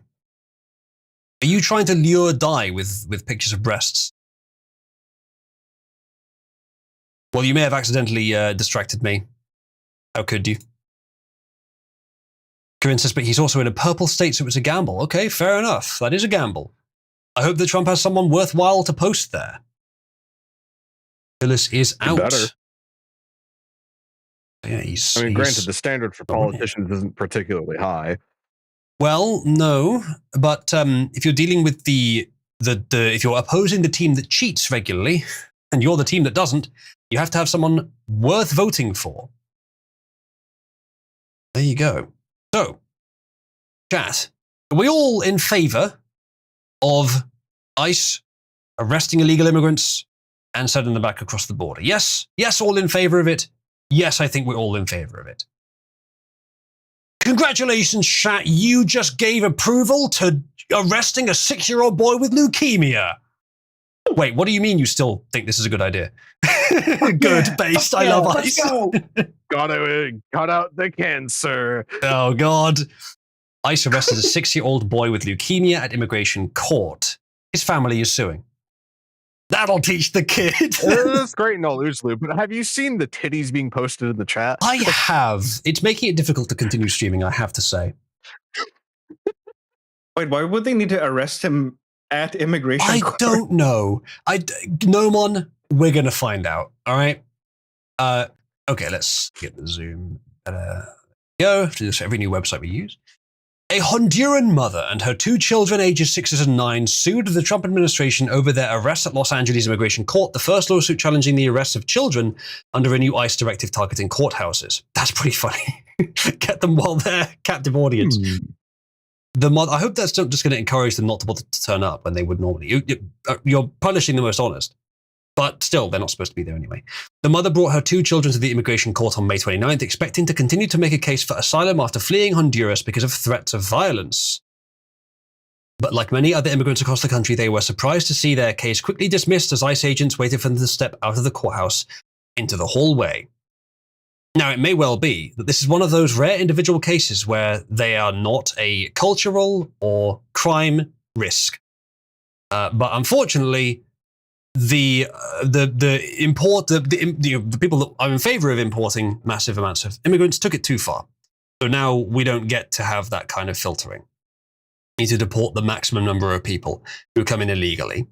Even if they're fleeing violence. I mean, like, Honduras is a shithole. It does not mean they are entitled to be American citizens just on the basis of we came in, especially not if they don't even try. Entitled to become citizens, yes. If they don't even try to become citizens, they just sneak across. I get it. The mother wanted a better life for her 2 children, and it's a better life to be in the US, even if you're essentially an indentured servant or even a slave, than living in Honduras, your home country. I get it. But unfortunately, not every shithole can just empty itself into the US because it sucks to live there. It does suck to live there, and I genuinely have sympathy for the individuals involved, but this is not an individual matter. And the world cannot function on that basis. So no, I'm sorry, you have to go back. Maybe something can be done to reduce the risk. But how many women with children still exist in Honduras who didn't try and do the dishonest thing to use someone else to make them safe when they hadn't earned it? Those people are probably not particularly happy that others have escaped by doing the wrong thing. What's this? These are twins, not the same girl. Fuck's sake. It's continuous tip posting. Are you actually trying to lure die? Is that the plan? Oh, you are trying to lure die. I've contributed. I don't believe that's an outfit that Canada even wore in the show. Oh my stars. Yoko. Wait, what? Sorry, did I fuck that up? Oh, is it? Oh, it is. They look quite similar. Yeah, that's her later outfit. Right. I don't remember seeing her that one, but it has been a while since I've watched Gurren. Maybe I just forgot. Well, perhaps I can be convinced to put it on again. I wouldn't be opposed. Thank you to the person that just contributed. I missed it when it appeared on the screen, and I can't see the message from where I'm looking at it now, but it will show up in Discord momentarily, and then I shall read it out for you. In the new system, the system which will pull in these subscribers, these payments, it will arrive in Discord at exactly the same time, in theory, if I do it properly, as it arrives at the top of the screen, meaning I won't need to have it arrive at the top of the screen anymore. I can just have it arrive in Discord and pop up here as well. I know how to do the code, which will make it arrive immediately. You forgot to leave a message. Well, thank you for your contribution. I assume that's your first.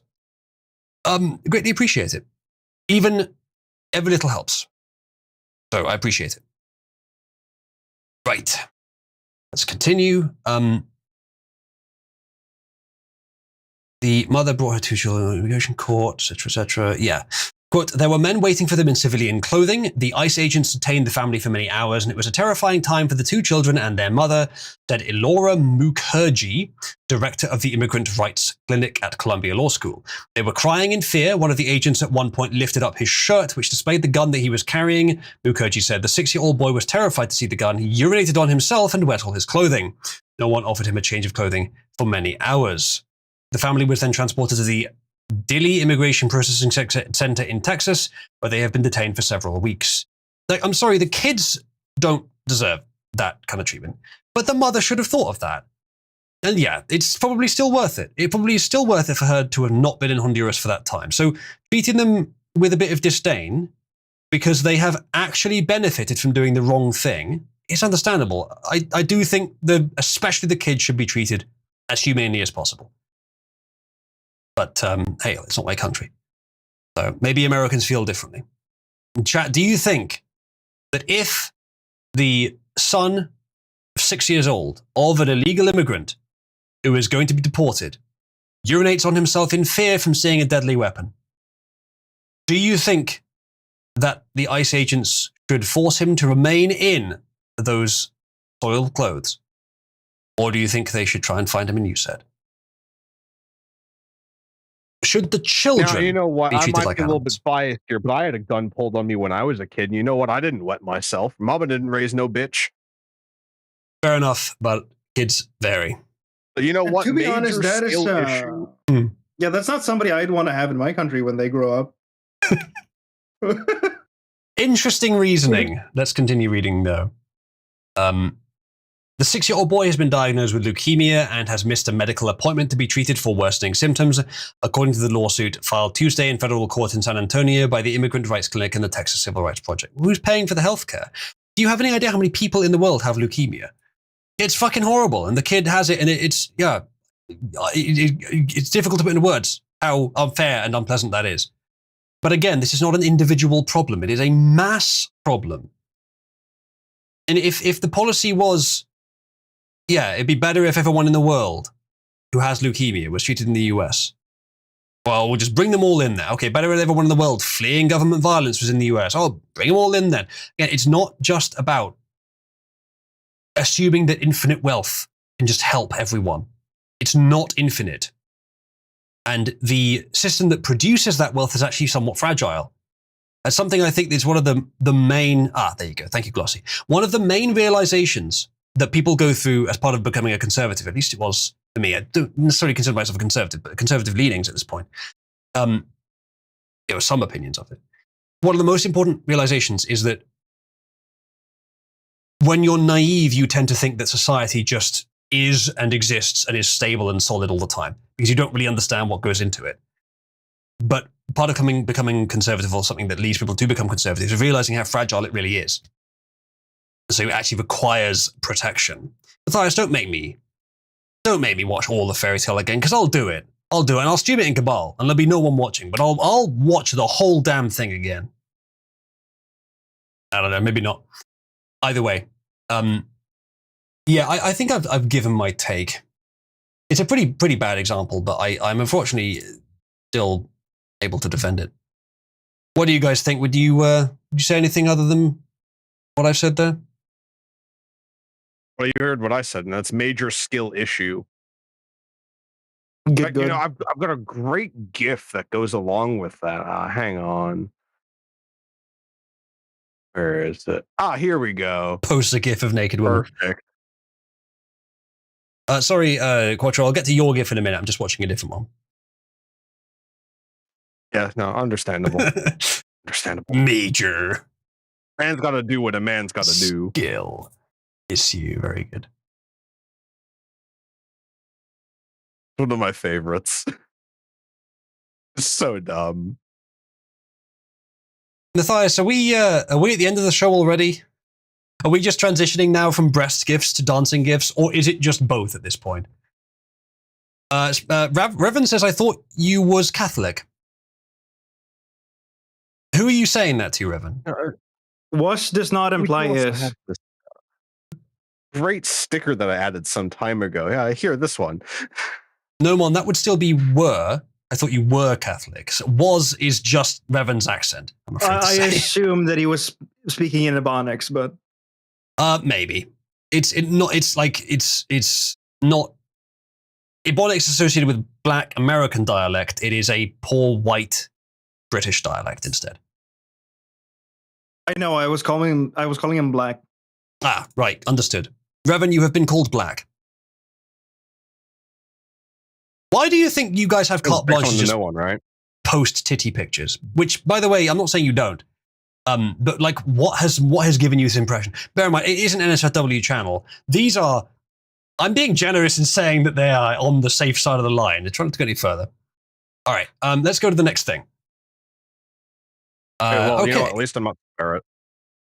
Yes, something could always be worse. The mission was carried out with stealth could. and with precision. There were no American casualties. And while Congress is divided after receiving briefings on the extent of the damage, I'm sure that we've derailed Iran's nuclear program, at least temporarily. And there's some valuable deterrent effect for America's adversaries who witnessed last week's exercise. If you can trust American intelligence to when there's no ulterior motives to actually get the right answer, which I think you can, then yeah, I think they got all the Iranian nuclear sites. They knew which ones they were. They probably bombed them, despite some reports from, I think, CNN or New York Times saying they might not have done. They probably did succeed. If that's the case, I would guess that's put back Iran's nuclear program by at least 5 years, maybe 10 years. That's pretty good news. If they try and do it again, they have less leeway to do that now. You know, the US was permissive of those places existing until now. But if they discover that Iran's trying it again, they'll probably just bomb them straight away. Then, last Tuesday, President Trump... Which is a hell of a deterrent. And the Iranian authorities probably realize this. And if they are close to collapsing and they start a new bunker, a new nuclear enrichment bunker, and it gets destroyed again, that could be the end. that could just be it. At the time, there was a question as to whether Israel and Iran would honor a ceasefire. That caused the president to offer the most unfiltered, non-controversial, direct words that I can recall anybody ever saying about the Middle East. We basically have two countries that have been fighting so long and so hard that they don't know what the they're doing. Do you understand that? Cut to The Hague, where he arrived for... So do you remember when Trump bombed Syria in his first term and the press all became cheerleaders for Trump? I'm seeing some similarities here. Are you guys seeing that too? Yeah. Both of you posted the the Android Vista at the same time. Yeah. Well, we are apparently the same person, just from different universes. True. For NATO meetings and was able to wrangle an agreement from our allies to more than double their defense spending target from 2% of gross domestic product to 5% by 2035. Also, while at NATO, in a press availability, he did something rare for Trump and I found rewarding. He showed empathy. It came in an exchange with a Ukrainian journalist who said that her husband was a soldier. She asked whether the U.S. would supply her country with Patriot missiles. Now, are you living yourself now in Ukraine? My husband is there. Wow. And I can see you it's amazing. And me with the kids, I'm in Warsaw actually, because he wanted me to be. Is your husband a soldier? No? He's there now. They do want to have the anti-missile missiles, okay, as they call them, the Patriots. And we're going to see if we can make some available. I wish you a lot of luck. I mean, I can see it's very upsetting to you. So say hello to your husband, okay? Also in that press. He doesn't make overt shows of empathy. But he does act with empathy sometimes. But unfortunately, a man in his position with so much power politics around him, it's not a good idea to be too empathetic. And certainly, the Democrats are some of the least empathetic people on the planet, but make a good show of it. They show more empathy. They just don't actually feel it or act upon it. So I'd rather have the balance where it's occasional but honest than constant and always dishonest. He was more reflective and respectful than usual of our allies.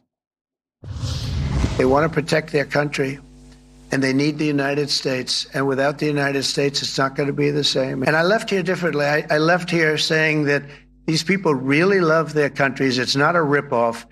And we're here to help them protect their country.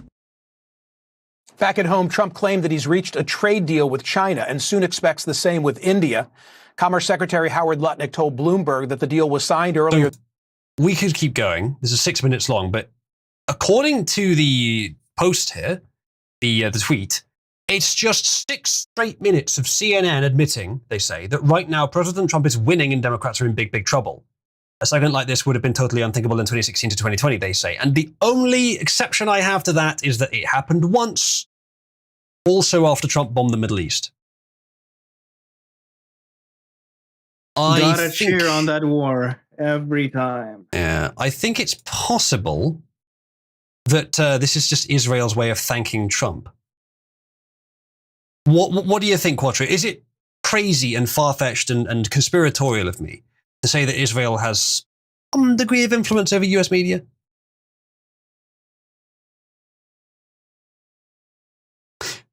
Quattro may have stepped away for a minute.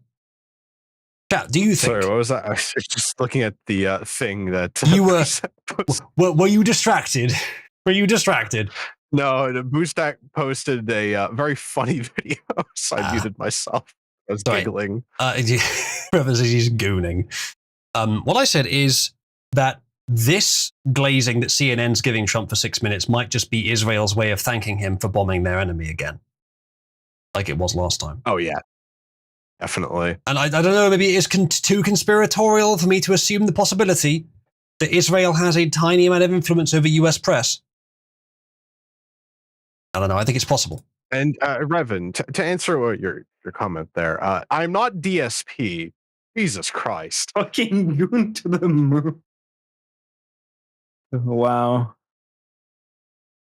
You know, if I'm going to do it, I'm at least not going to do it on stream, right? Silver tongue devil you, Revan fucking up. Revan is well known to be a silver tongue devil. Yeah. Goon to the moon, he says. Next thing. Breaking. Defunding Medicare for non-citizens, refugees, asylum seekers is back in the big beautiful bill. Select Republicans managed to work around the Democrat Senate parliamentarians' prior ruling per punch bowl. Good. Now fire her once this passes no more, he says. If that's true, fantastic news. There's no way the Gibbs, it's handouts, it's the welfare state. It's literally socialized medicine, or not actually socialized access to medicine, provided to non-citizens. It's not good. It's not good when we do it here. It's not good when you do it in the US. But the US, it's far more aberrant to the US's founding principles to do it than it is here. It's still aberrant here, of course, but the US is not really meant to have that anyway, for citizens even, let alone for non-citizens. So that's good. This was from like 8 hours ago. So I assume it's still in there. Good news if so. Solvox says now get the short act back into. I don't think that's going to happen. Is anyone keeping an eye on the Senate hearing, by the way? Because, not hearing, but the Senate review. I answer Solvox. Thank you, Solvox. We've been waiting for hours for them to just get to the vote. There's nothing else left to discuss with this bill. They're just wasting time. The Democrats just deliberately wasting time. I'm actually astounded that they're putting in this much effort to waste this much time on a weekend. Mm. It's almost impressive. Almost. Maybe this is why there are so many psychos in government. They're the only ones who can handle the fucking weight. Maybe. Yeah, you have to be utterly psychotic. You walk in there and go, okay, what is the worst possible option that I could vote for? And doing that every single time. Mm-hmm. Ghost says, "You madman, you've dragged no one into the host's room?" Look, it was a calculated risk, okay, but I'm very bad at maths. It would have been better if I was drunk. Sorry. Next time. I promise. All right, next up. Just in, the Senate staff has been reading the spending bill now for around 9 hours, thanks to Chuck Schumer. Oh, that is just fucking vile. No other deduction or amortization deduction allowable. Section 181B is amended by striking qualified film or television production or any qualified live theatrical production and inserting qualified film or television. This poor fucking woman. I can tell you, right, a lot of you obviously know it's not that rare a thing, but I can tell you, because it's what I do for a living, that just reading stuff out, it can get tiring more than you'd expect. And you do start to slur it. And I would start to slur it after I stream, you know, I tend to, unless I put in some more effort. After I stream for like 3 hours or so, I tend to start to slur a little bit, put in a bit more effort to make it more legible. But 9 hours and solid reading out. At least in the streams, I sometimes get to watch a video or sometimes get to listen to a guest talk or just sit here fixing code for a few minutes while we say nothing. So I pronounced it quite clearly, quite so. But yeah, that's crazy. And this is, I don't really too, I don't know, petty with my complaints, but this was pointless. It was Chuck Schumer and others with him, I'm sure, just did this, causing this woman to suffer, reading this out for 9 hours, just did this to waste time. No other reason. Oh, might we have someone to regain their R today, Chad? I don't know if either of them are here, actually. Oh, never mind. It's all fucking G's. It's all G's. Never mind. It's all gone to waste. GG no re. GG no re. Indeed. Some of which says many people stood in for reading. Fair enough, but still a lot of effort for them, completely unnecessarily. Zeman says they get paid very well for that, and it must have happened twice in 40 years. Okay, perhaps that's true. All right, let's go to the next thing. Splitter says, I started at the point that I need to sound like I'm speaking a different language when I'm reading. Let's see. All right. Yeah, this is perhaps interesting news. It's like TikTok. I'm extending that, but no big deal. We have a buyer for TikTok, by the way. I think I'll need probably China approval. And I think President Xi will probably do it. Who's buying? I'll tell you in about 2 weeks. A big technology company there. Very, very wealthy people. It's a group of very wealthy people. It's BlackRock, isn't it?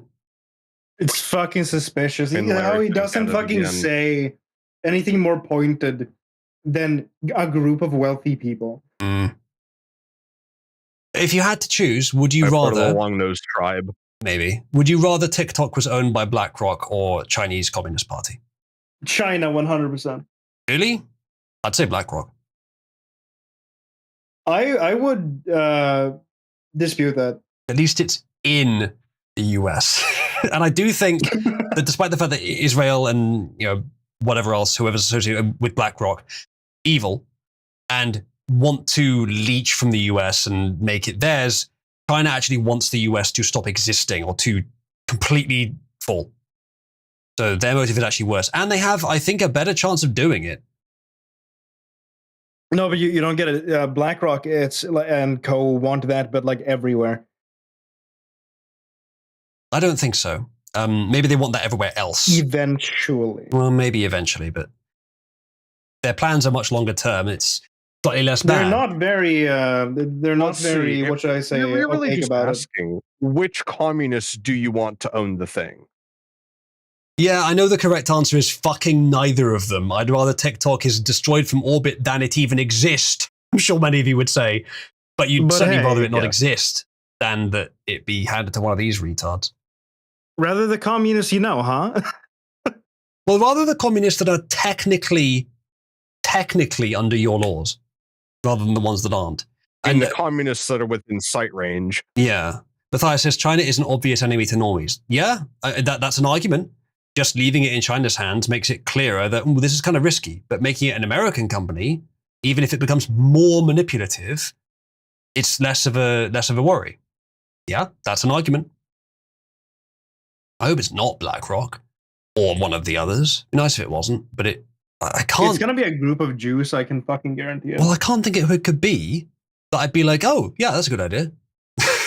I smell the name Peter Thiel somewhere in that group. Isn't he the one who is a bit more conservative than most other billionaires? J.D. Vance, mentor man. Okay. He is still very much like a fucking homo. But Well, that certainly could be worse. Cannon Fraser says, imagine it was Amazon. I would take Amazon owning it over BlackRock. Neither of them are I'm good. pretty sure he was the guy that made Palantir, yes?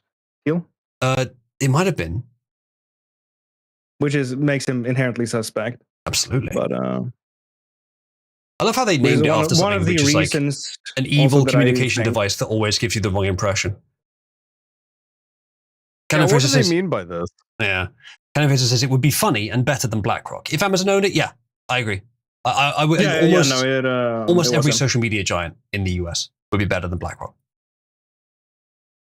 Well, yeah, it being in the hands of Dr. Evil's fucking understudy, yeah, sure. Black Tier says, I'm buying BlackRock and turning it into Black Tier. It's a good idea. I think we'd all appreciate that. I don't know, chat. With Blackwater. Should we buy TikTok and just turn it into nothing? No, they just make another one. Turn it into a timer app.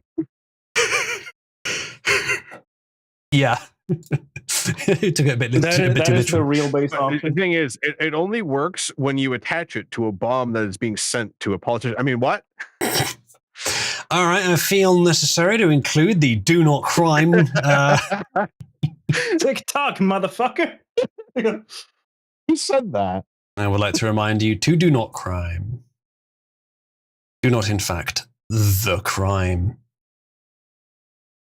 Well, I'd still rather relax that Google had the Dominion there than BlackRock.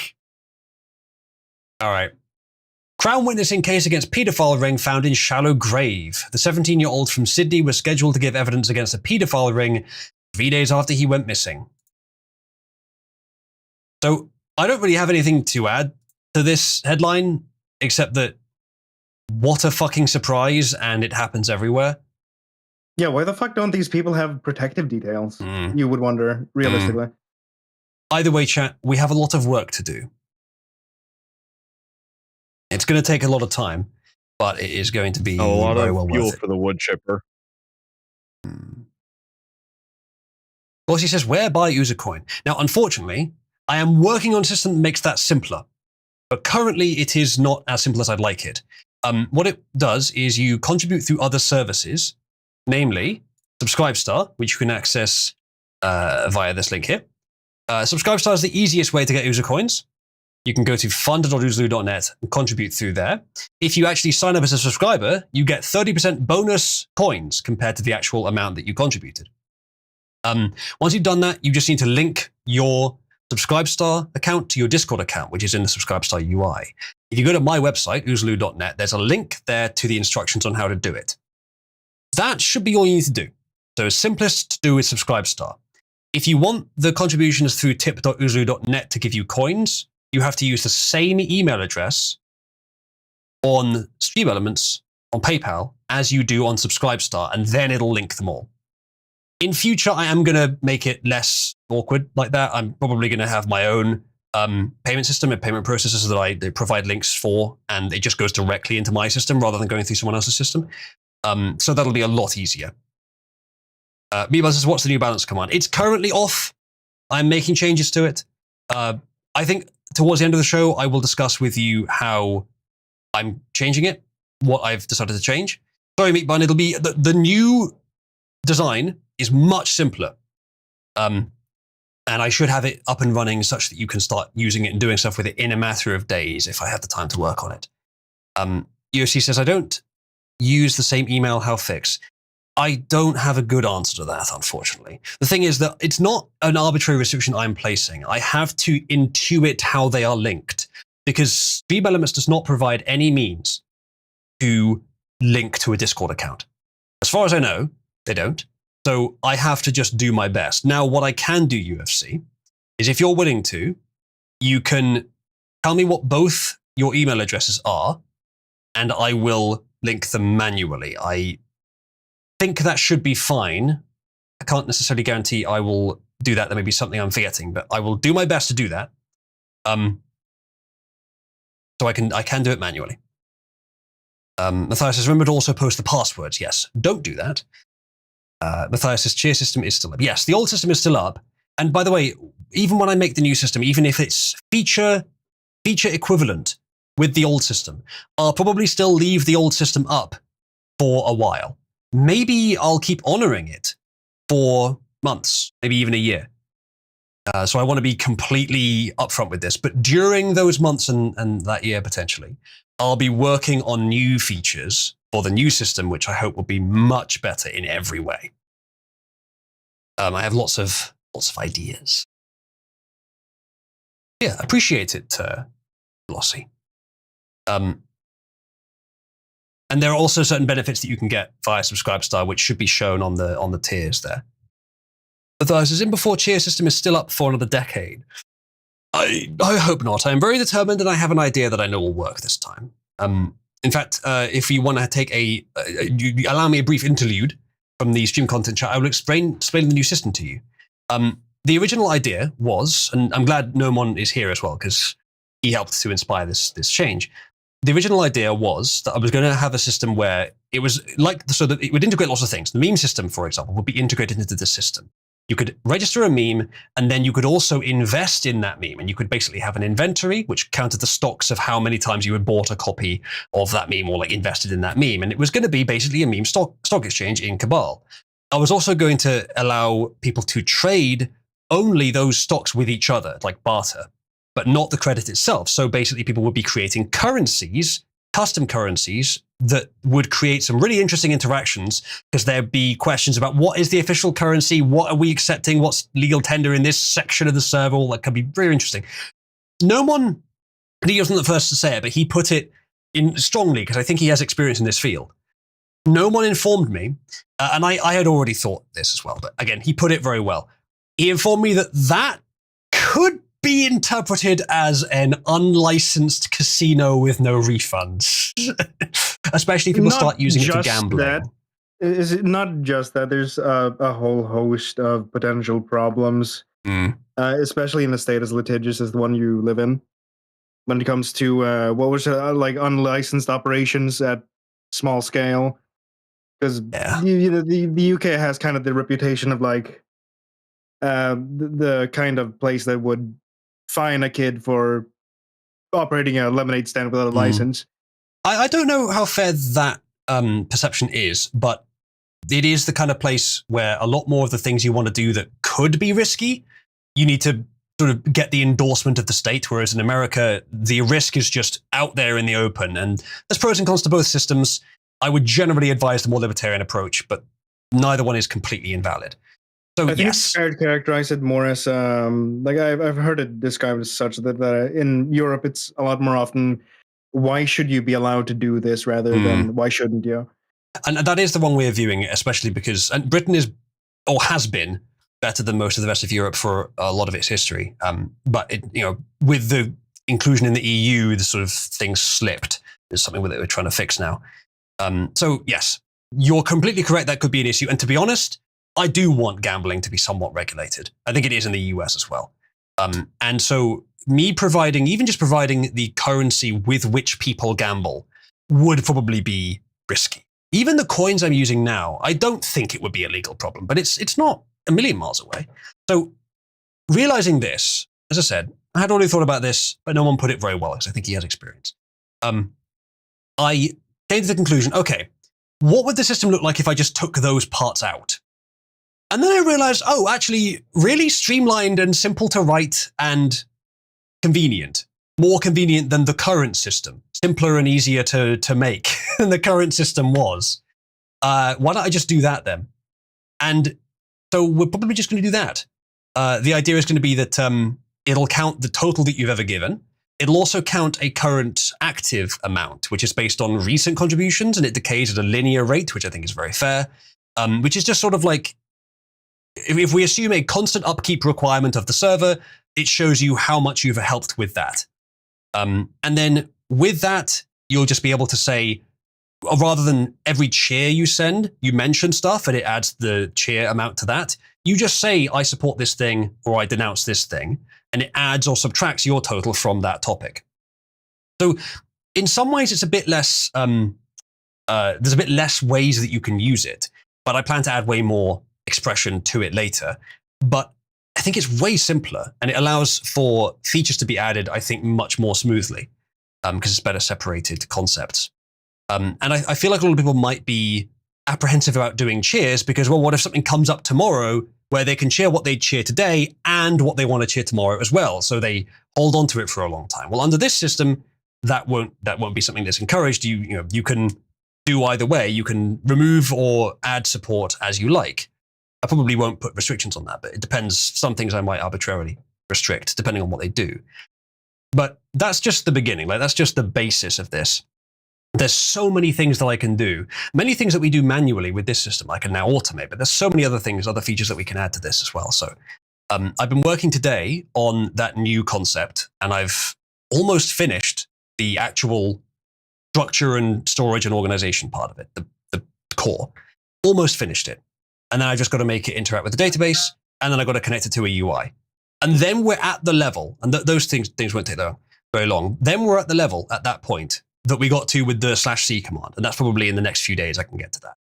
Then pull in the subscribe star data, which again, I already wrote the code for that, won't be too difficult. So honestly, within a week, you probably will be able to use this system for something. That's the intention.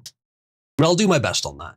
Hopefully you guys will like it. It'll be a hell of a lot less janky than the old system, especially after potential early bugs are fixed. And yeah, we can automate the kittening as well. That'll be nice. So I won't have to, if you contribute to something and I say, okay, we wait a few minutes to see if it switches over, and then I forget, that won't happen anymore once I've got the automation up and running.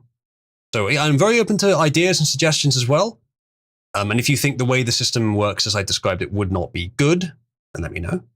Richard says, an OOSA development week can stretch into months. Well, I'm glad that I went through all the time of development that ended up not being used, because it's through that I came up with a lot of ideas and realizations that are going to help now. That's why I say that waste is rarely actually wasteful, because the waste is the product of processes that produce a better understanding or a better perspective or something else useful. Sometimes what you want for minimum overall waste is to produce more waste in the short term. And I'm not saying that's necessarily the case here, and I would like to just be able to do this quickly, but quality is the more important thing ultimately. Matthias, how dare you post girls in armor when you know I'm trying to do something?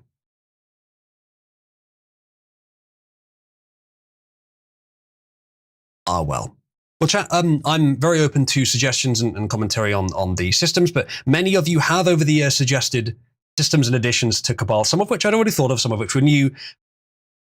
So many of them required this kind of system, some basis like this, and it's almost done. For years I'd been saying with the economy system, the reason I hadn't gone ahead with it is I didn't really have a design I liked. Well, with the last iteration where I had that /c command that was up briefly, it was a design I was okay with. This one is I actually like. It's very close anyway. It's very close to being like smooth and easy and streamlined. So yes, I should be able to get that up and running pretty soon. So yeah, I've got lots of ideas, but I won't go into all the ideas now. Thank you, by the way, to whoever that was that just signed up. Let me check on that. Ghost says, on that note, 8-Bit, have you married Matthias yet? I'll be jumping the gun a bit. I don't know. 8-Bit, would that be jumping the gun? Speaking of which, 8-Bit, I don't know how long you have to be here. There is a Florida story. Thank you, Glossy. There is a Florida story. If you'd like to hop on the stream, and we'll cover the Florida story now so that we don't miss the opportunity, because we don't always get to the end of the list of topics, then that would be great. We can do that now if you like. Okay, she says. Welcome, 8-Bit. Ah, hello. Hello. Now, Hello. some of you don't know 8-Bit very well, but 8-Bit I find is quiet most of the time, but then when the topic of Florida comes up, there is no one she will not talk over. So please, 8-Bit, I encourage you, talk over us uneducated Florida foreigners and tell us what the hell is going on with Alligator Alcatraz. Okay, this hot mess. All right, so a little backtrack. The location where they're going to build Alligator Alcatraz it's this area that used to be Dade Collier Training and Transportation Airport, more specifically the Everglades Jetport. I'm myself opposed to building any facility or any structure in the Everglades because this is just to build for the sake of to hold detainees or criminals is just encroaching on the Everglades itself. And from my backstory is that I see a lot of investors are trying to buy up locations in specifically South Florida, the Florida farmland, redlands, just to build something as a way to get money. And of course, ripping off the taxpayers. So can you explain the basic concept of what this is? Because I'm not sure I knew what it is. I mean, it's funny that how they named it like Alligator Alcatraz as to like in connection with the upcoming GTA 6, where we saw the trailer where they have like some sort of prison that's located surrounded by alligators and other Floridian wildlife. But going back to the protest, there has been a massive protest of preventing building, but then that's kind of futile because there's already foundation in place. There's already have construction workers and equipment to start building up the facility. Even DeSantis was behind the whole Alligator Alcatraz. Disappointing.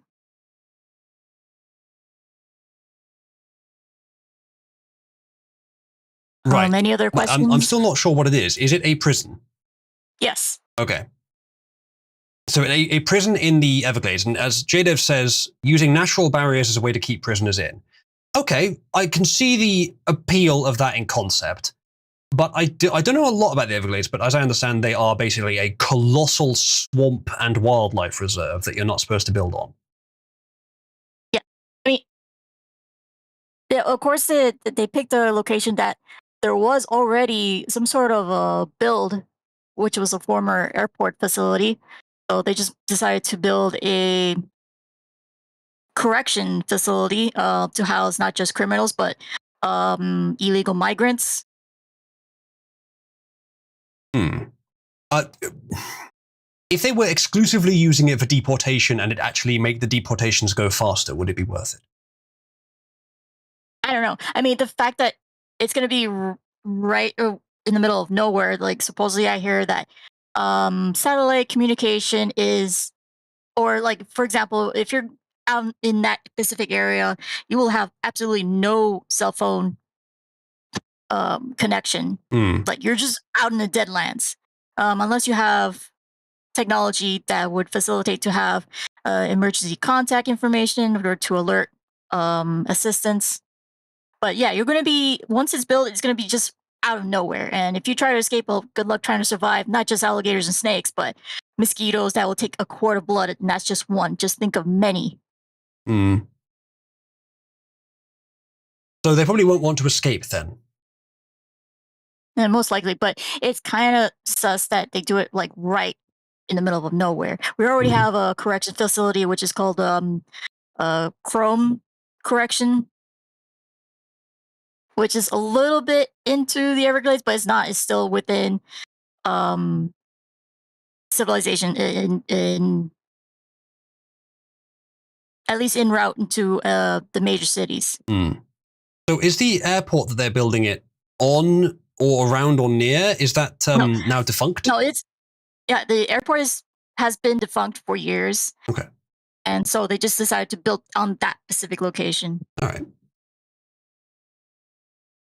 Bug says it was supposed to be a mega airport, but stopped. Yep. All right. Now, I'm no expert on this, but trying to build anything that kind of terrain must be extremely difficult, right? I guess so. It certainly shouldn't be easy. That's for fucking sure. I tagged you never the map of the defunct airport. See what I mean? Defunct airport. There it is. Yeah. Oh yeah, that's fucking Brownlands. So might be a long, thin prison then. Unless they plan to the line America style. It's probably okay. So the prison, even if it's like this entire square picture, it's just one massive fucking con warehouse. That's still going to be I assume, completely statistically insignificant portion of the Everglades. But it's not just about the literal space used up. It's about the human traffic around it that causes disruption to the ecosphere. I assume. Because it was mentioned earlier by someone that there was Mafaki says, it'll kill a ton of wildlife. Back in the 80s, there were armadillo and other wildlife in the Palm Beach area, and now there is none. The amount of roadkill was wild. So animals that aren't used to humans and just get wiped out. It's just something they find the prisoners in. That would make sense, actually, given that it is, an airport. Pug has given me a Google Maps link. These are never safe to open as the stream content, but let me see if we can open it. Here. Oh, please. Can I open this? Hold on. There we go. Ghost, you're thinking South America style, huh? That should be fine. Okay, if they're illegals and they broke the law, then why not just feed into the gators already? What's the point of holding him, right? All right, that's the airport. And this is its size compared to the rest of the area. Yes. So it's quite small. Seems reasonable. It's not very much of the Everglades being used, and it's actually near to a road already. I'm finding less and less reasons to oppose this. It's really near an existing road. And there's already an existing structure complex there. So. Yeah. Like this picture. They would be wasting space otherwise. Possibly. I mean, it's a wildlife reserve. Ideally, there'd be nothing there for the sake of the wildlife, if you care. But there is already something there, and so the wildlife aren't likely to be there anywhere near as much. So you might as well use it for something. I don't know. But is the state doing this, or is it a private prison enterprise that's doing it? I mean, DeSantis has already put his emergency power to have that facility built, so it is backed by the state. But it's not an actual state facility. It's what I'm asking for. Is it profit motivated? And who's operated by? Correct. Yeah, I'm still looking for resources and names of who's behind this, aside from hiding behind DeSantis, because I'm sure this is most likely there's money involved. Oh, there's got to be. Yeah, Zenman says there was one road. Most of the infrastructure was already built, so all they have to do is put a building block somewhere next to that airport, and they've got their prison. Now, I can see the argument in principle for not, but it seems like it probably wouldn't be that bad. Let's read some of the article they've got here. This is about the protesters, but hopefully they'll talk about the issue as well. This is from the AP, so they'll probably take the anti-Trump side. A coalition of groups ranging from environmental activists to Native Americans advocating for their ancestral homelands, allegedly, converged outside an airstrip in the Florida Everglades Saturday to protest the imminent construction of an immigrant detention center. I'm becoming more and more in favor of this, because if it's going to be used for deportations, that is so important for the US right now, and for lots of other countries too, that quite a lot of other priorities fall by the wayside. Hundreds of protesters lined part of US Highway 41 that slices through the marshy Everglades, also known as Tamiami Trail. Right, so the protesters are on the road.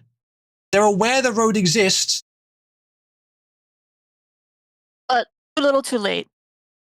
I mean, this is nothing but a show.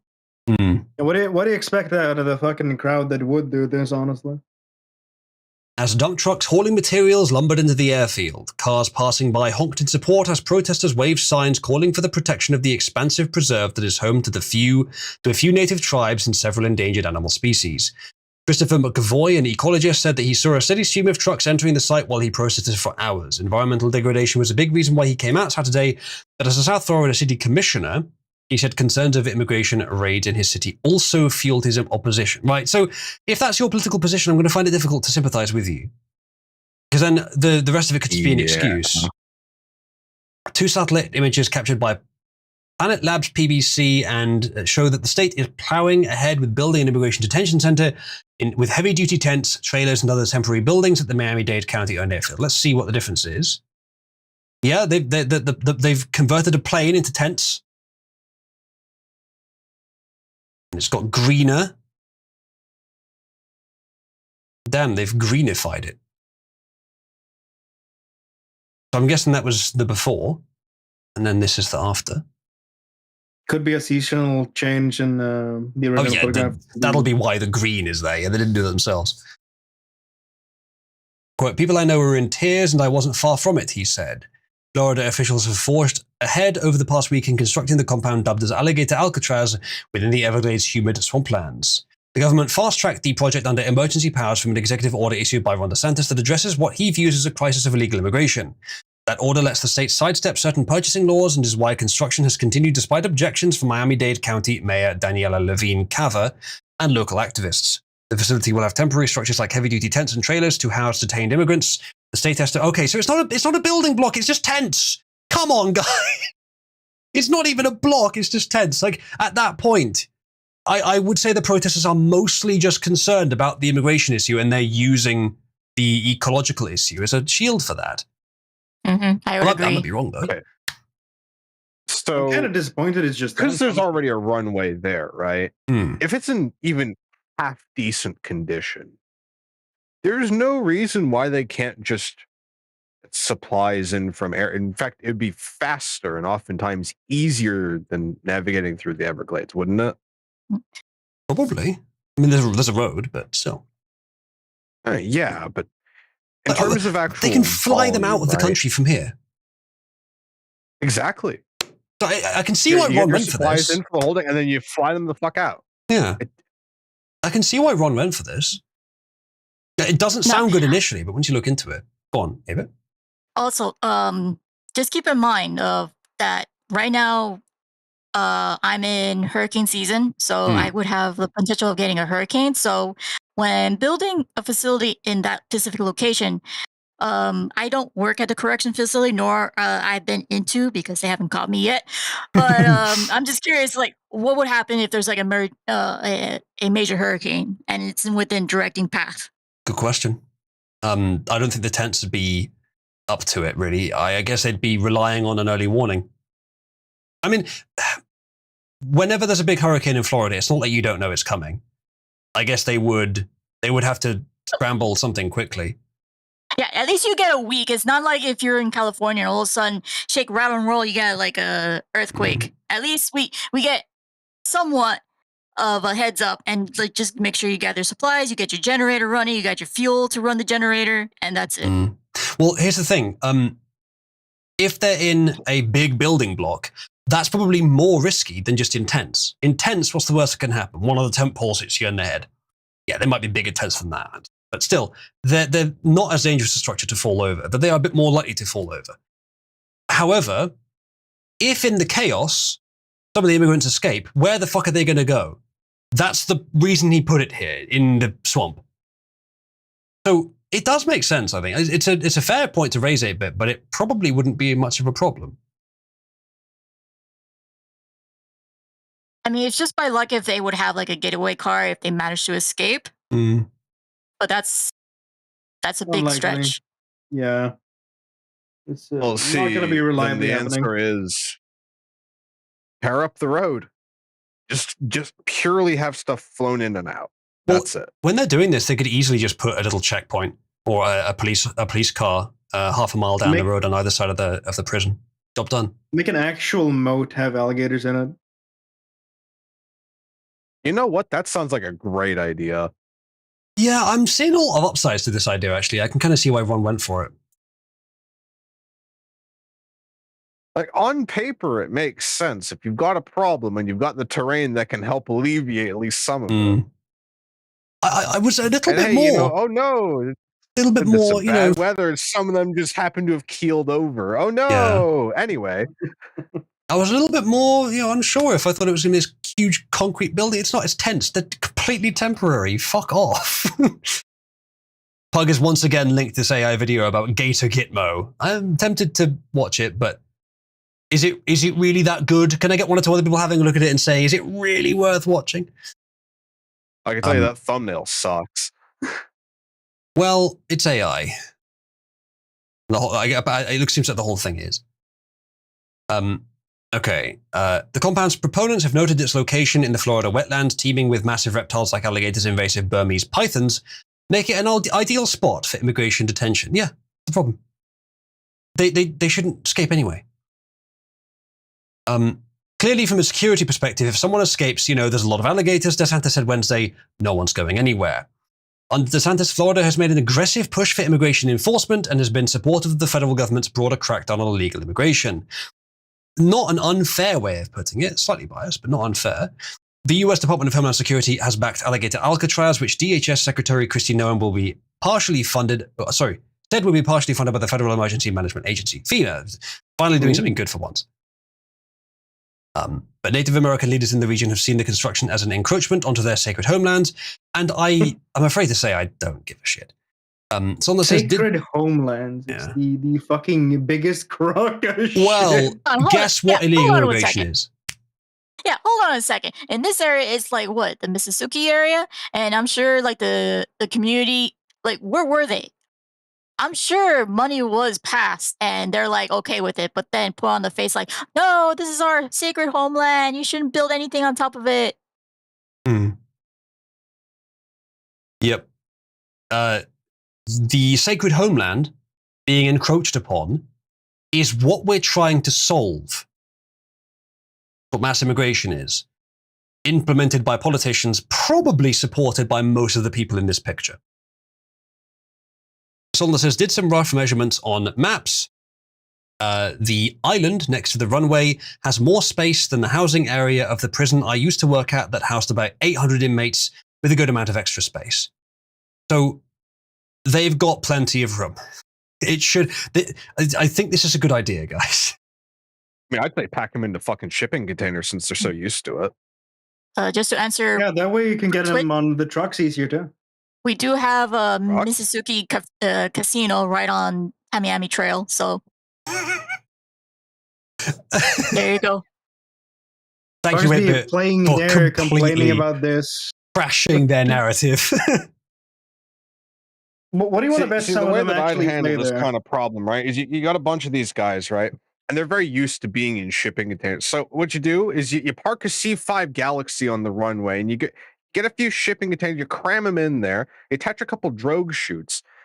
And then when you're over wherever the fuck you think they came from, you open up the back, deploy the drogue chutes, and they don't need regular parachutes. Fuck that. They don't need them where they're going, that being to hell. And there you go, problem solved. That country looks brown enough. Let's drop these ones off here. Like the reason, yeah, exactly. For anyone that might happen to be watching who has a different perspective, bro, it's such a big issue. It is such a big problem. Almost any solution like this would be better. I'm not advocating for inhumanity here, but not treating them with the respect that you would treat a citizen is appropriate. You should treat them with less respect than you treat a citizen. They came in. Yeah. They broke the law, showing blatant disrespect for you and your homeland. They are invaders. And guess what? Enemy invading armies are not treated well historically. In fact, quite the opposite. Usually they get far worse treatment. This is merciful, if anything. The only difference is that it's not for any country that they get airdropped onto, you tell them, you do your part to stop this from happening to you and us. It doesn't happen anymore. The problem goes away for everyone. Do your due diligence. It's not hard. It's not a straightforward military invasion. but it's still militarily advantageous to our enemies, and I think they are involved in it. So it still is arguably military, or it's close enough, it doesn't matter. And to be honest, it strikes harder than the military does in practice because they've done it to a country full of good people, many countries full of good people, who don't want to just get rid of them because they're brown. They want to get rid of them because there's too many of them and they don't maintain the culture that is necessary for our societies to continue to exist. So it becomes necessary to do that. Well, I feel like I've justified this quite a few times today. Look, everyone taking the stance of fuck off, we're full would make the world a much better place. Yeah, everyone should be very discerning about who they let in and assume by default they don't need to let anyone in.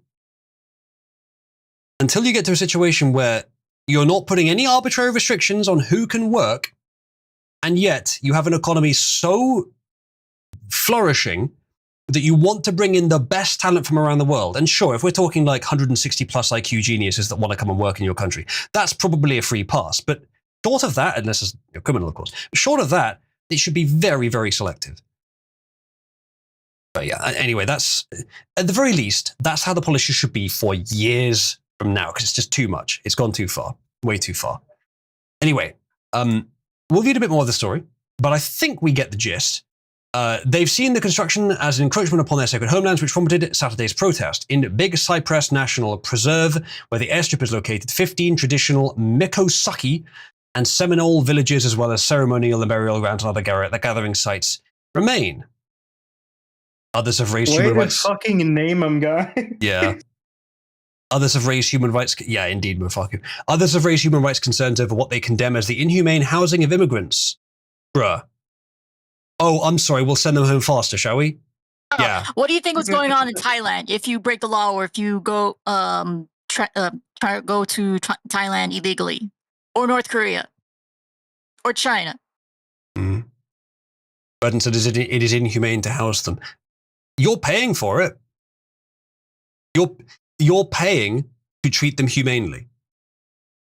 Most people, even that want deportations, would be okay with some degree of that.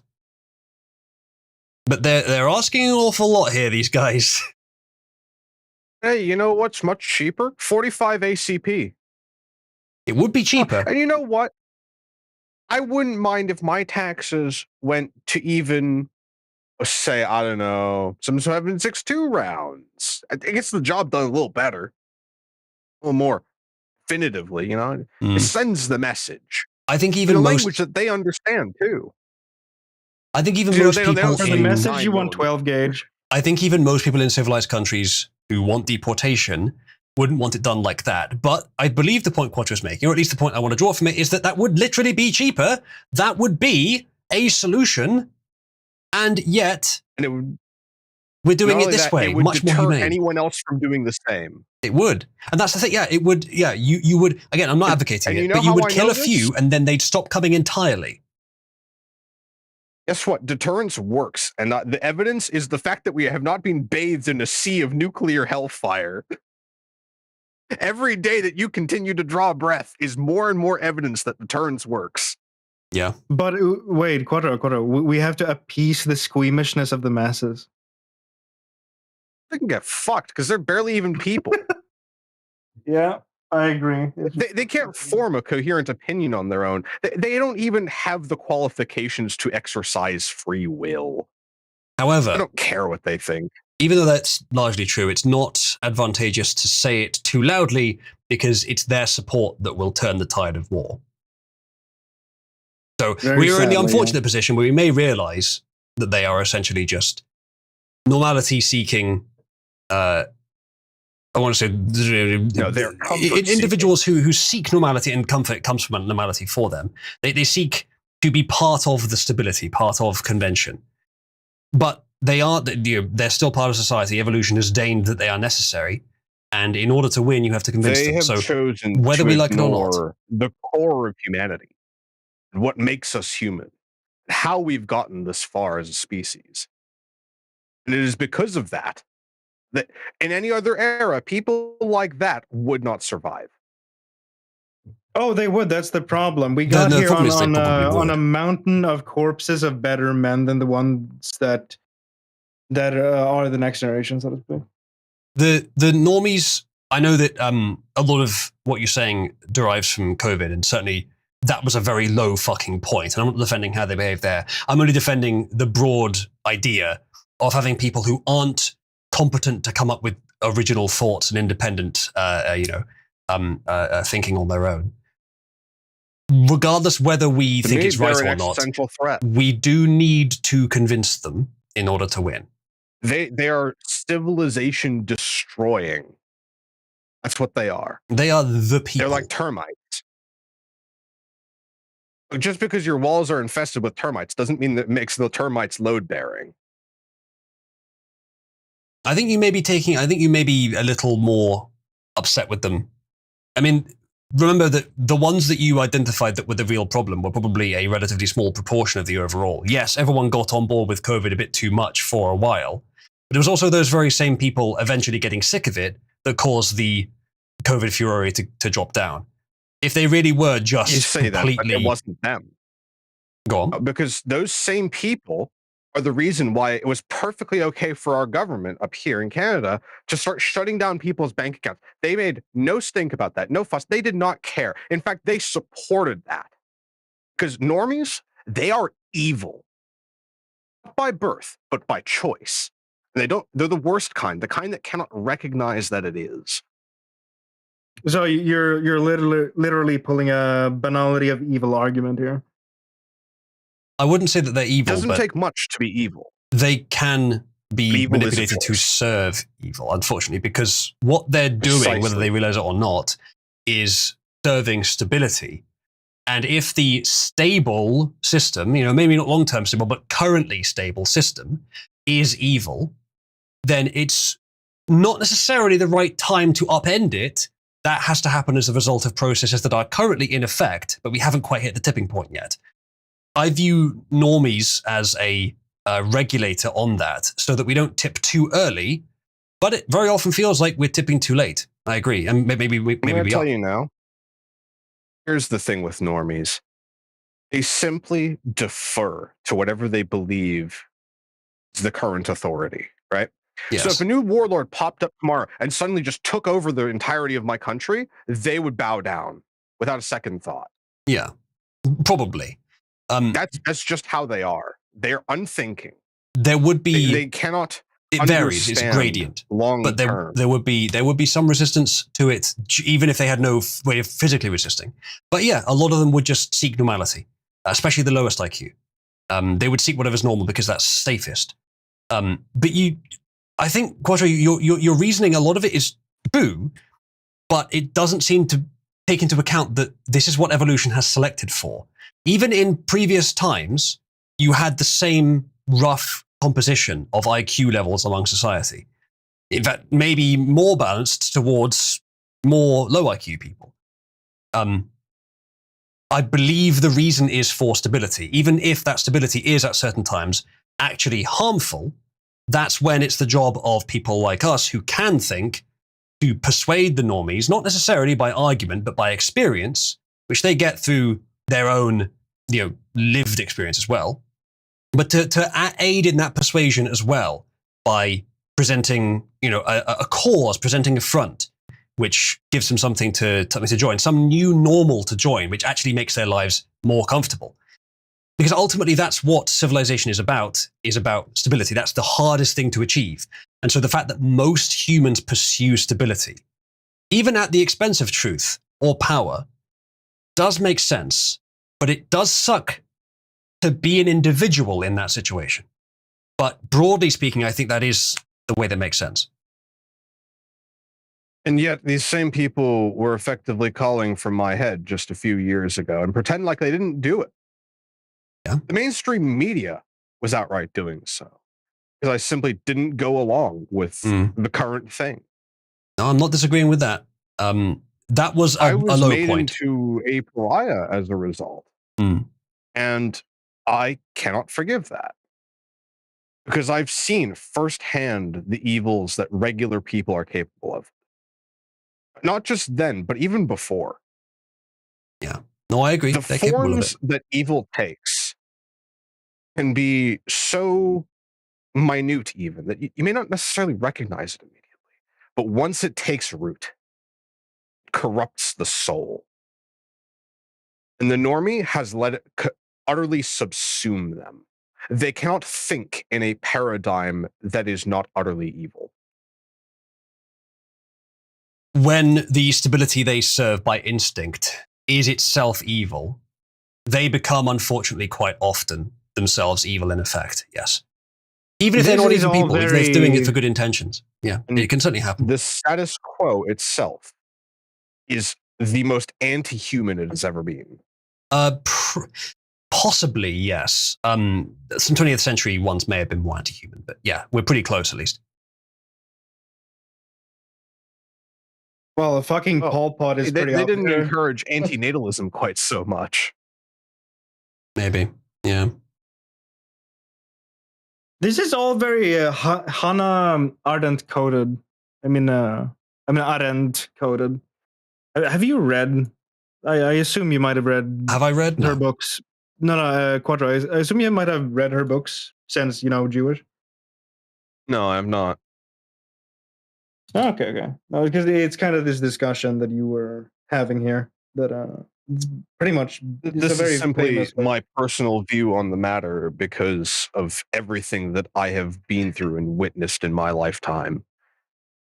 I wasn't always like this. But the fact of the matter is, even at a young age, I saw things I wish I didn't. I had to contend with this my entire life, pretty much. That, yeah, people will just do horrible things. Why? Just because it gives them what they perceive to be, not even in actuality being, but what they perceive to be a temporary gain. And they're willing to throw away everything for it. Their entire future. Generational futures. All for what? For that little bit of temporary comfort. Because nothing else matters more to them. I do see what you're saying, Quattro. I think you are, even if I say that you're not wrong at all, there is still a wider context in which it's understandable and normal and even right. But yeah, you're not wrong from a point of view. They do become evil in effect. Well, I have long studied the psychology of the normie, trying to figure out when push comes to shove and shit hits the fan, right? What do you do when you're outnumbered by them and you have to form a society including them? Because I understand that is an inevitability, right? The answer? Just do the same thing everyone else has. You offer them that even illusory comfort, no matter how real it actually is. Promise of it is enough. Oftentimes in history, there's been no follow through on that. Usually there isn't even, I would argue. But that's more than enough. Just some idea to strive for that they can't actually understand. That they want to think that they can understand. That's really all you need. Doesn't take much. Would you state that the normie is ontologically evil as a rule, or no? The normie has become evil. It can be very easily corrupted and influenced evil, but they're not inherently evil. So you're simply denying their status as a moral actor, then, essentially. That's not hard to do. The normie can do moral things. By definition, they're usually not moral actors, but yes, they can be. There's a great variation, there's a great gradient here. What you're saying, Quattro, applies best to the lowest IQ. The other thing is that not only does it take conscious effort, but more effort to do the right thing. And it's usually not the direct best thing in the moment for you yourself, which is why they tend to avoid it. They take the path of least resistance. That's what the normie does. It's how they survive, right? But because of that, and that selfishness that they have, that's what keeps them alive. Temporarily, at least. Until they piss off the wrong person. Which, yes, they're insulated from that more nowadays. But not entirely. Because sometimes you happen to piss off the state. You just didn't march in lockstep quite as fast as everyone else. And that's it for you. And we've seen this all throughout human history. Yes, unfortunately, individuals tend to get churned up in the great gears of big civilizational changes. Half of our challenge here, aside from knowing what is true, is surviving whilst knowing what is true. And passing on that information to our descendants. Which they then may misinterpret. Or even outright disregard. Hey, reminds me of that orb anime we watched with Dai, where just tiny, tiny hints, just threads of information from past studies went down the generations, and eventually it was actually used fully and spread from there. Even though it took, in that story, like almost 100 years since the ideas were first properly researched to them actually becoming public. Yeah, well, that's just how humanity is. As I said, I think a Little lot of bits evil knowledge eventually being passed down, and occasionally something happens and it just gets completely lost, and you have to start from scratch. The two forms of evil I think are most pertinent to this conversation is the banal kind, which is because stability is so important that even that misfiring is on a large scale sometimes advantageous. And the second is the kind of evil that comes from trying to prevent society from changing, which I think it's what we're going through today to a much larger extent, which I think is less defensible, but I would say that it's more about this is the method by which evolution shows what needs to be repaired by lighting it up with all the evil people who can take the most advantage of it. So I do view evil as a tool used by the universe to improve humanity, but it sure doesn't make it any nicer to live through it. I can certainly agree with that take. I mean, yes, one of the things about humanity that separates us from all other species is our ability to create our own evolutionary pressure. We're not the only species that does it, but I think we do it the most. Yeah, but to such a degree like this, it's not seen anywhere else in nature. Yeah, most other species don't really reshape the create their entire own planet. ecosystems, so to speak. Like most species, unlike us, don't make their own ecosystems and environments quite like we do now. I would say. So I don't want people to misunderstand me when I say that, yes, I do hate the normie. But I understand their utility. In order to understand, you must also understand the dangers that they pose to an individual. I think the main thing I'd say then in contention, because it sounds like we mostly agree, just a different perspective or way of wording it, is that it's not necessarily everyone's job to do this, but if you are in a position where you can, you would be well advised to not be an asshole to the normies. Like, yeah, if they're being an asshole to you, I'm not saying don't retaliate, but if you have the opportunity to persuade them, then it is in your best interest long term. It is part of your job in society, your role by dint of your IQ, to try to persuade them, to try to get them on your side. And there's no better way to prevent that than tell them that they're evil. So you have to lie. No, not lie. You don't have to lie. You just don't say the things that will hurt your case. You say things that are true that will help your case. Well, more so, you simply have to guide them. You can't give them the answer on their own. A lot of it comes from personal experience. Show them the path. Path that will, once they set down it, they can't turn back because it changes your entire worldview. It's how you stop being a normie. You start thinking. Oh yeah, for the fucking pipeline. Very so to often it's speak. just a matter of giving them an alternative way of thinking, an alternative possibility. And they can find it from there.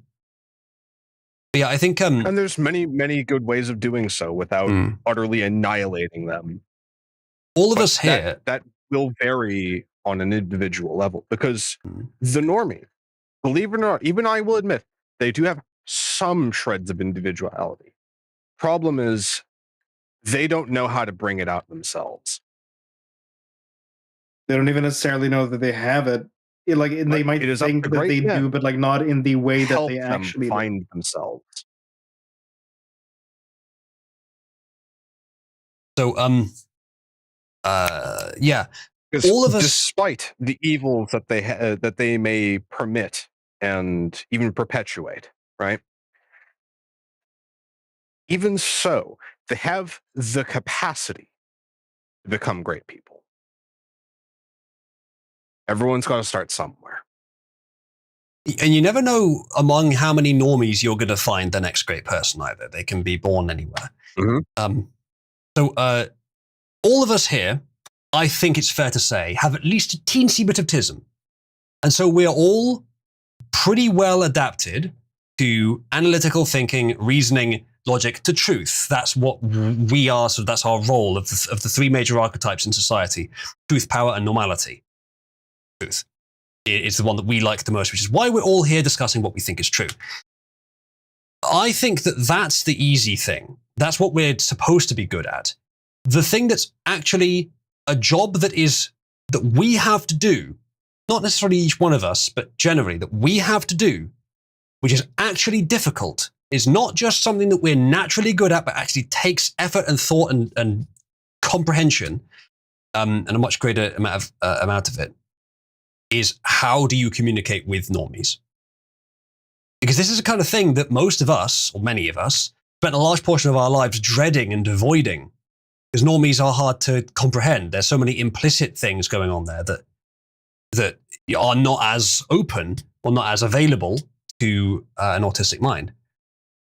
But that's the great challenge, I think. And not to give them too much agency, a lot of what Quattro said is completely correct. But in fact, that is the pattern that we are part of, whether we like it or not. And that is essentially the cycle of which way the normies will be convinced.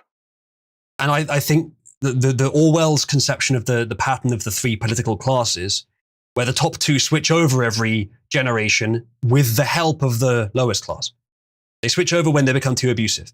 We're currently in the political middle class, probably about to switch over with the political upper class. Momentum seems strong.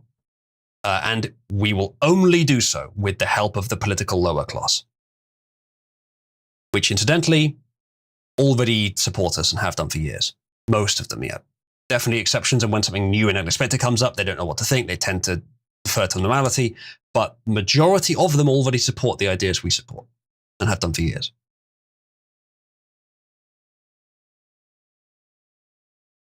Triple says, the trick of speaking to normies perfectly is to pretend that you're one of Spoon's commenters. I mean, I wonder, have they found any points of their IQ? Look, anyone who's going to watch. Okay, here's the thing, Quattro. Normies may not be quite as evil as you say they are, but Andrew Tate fans, now that's different. Now, I've got a really hot piece of advice. And I know what I'm about to say will probably get misconstrued. But this does work, and I will explain myself further once I say this. No, it's not about crimes. Okay. You treat them like dogs. Anyone who's known me in my personal life will know I treat dogs extremely well. Not a crime. That's not a crime. And I don't mean this in a cybersmithian kind of way either. I know. I see where you're getting at. I would maybe have chosen... maybe have chosen a slightly different way of putting it. When they do something right, but you don't expect greatness out of them. Right? Yeah. And you can be positive. You can be cordial with them. But you must not be condescending, though. Because you could do that with a dog. You can't do that with normies. And now that's the really fucking hard part.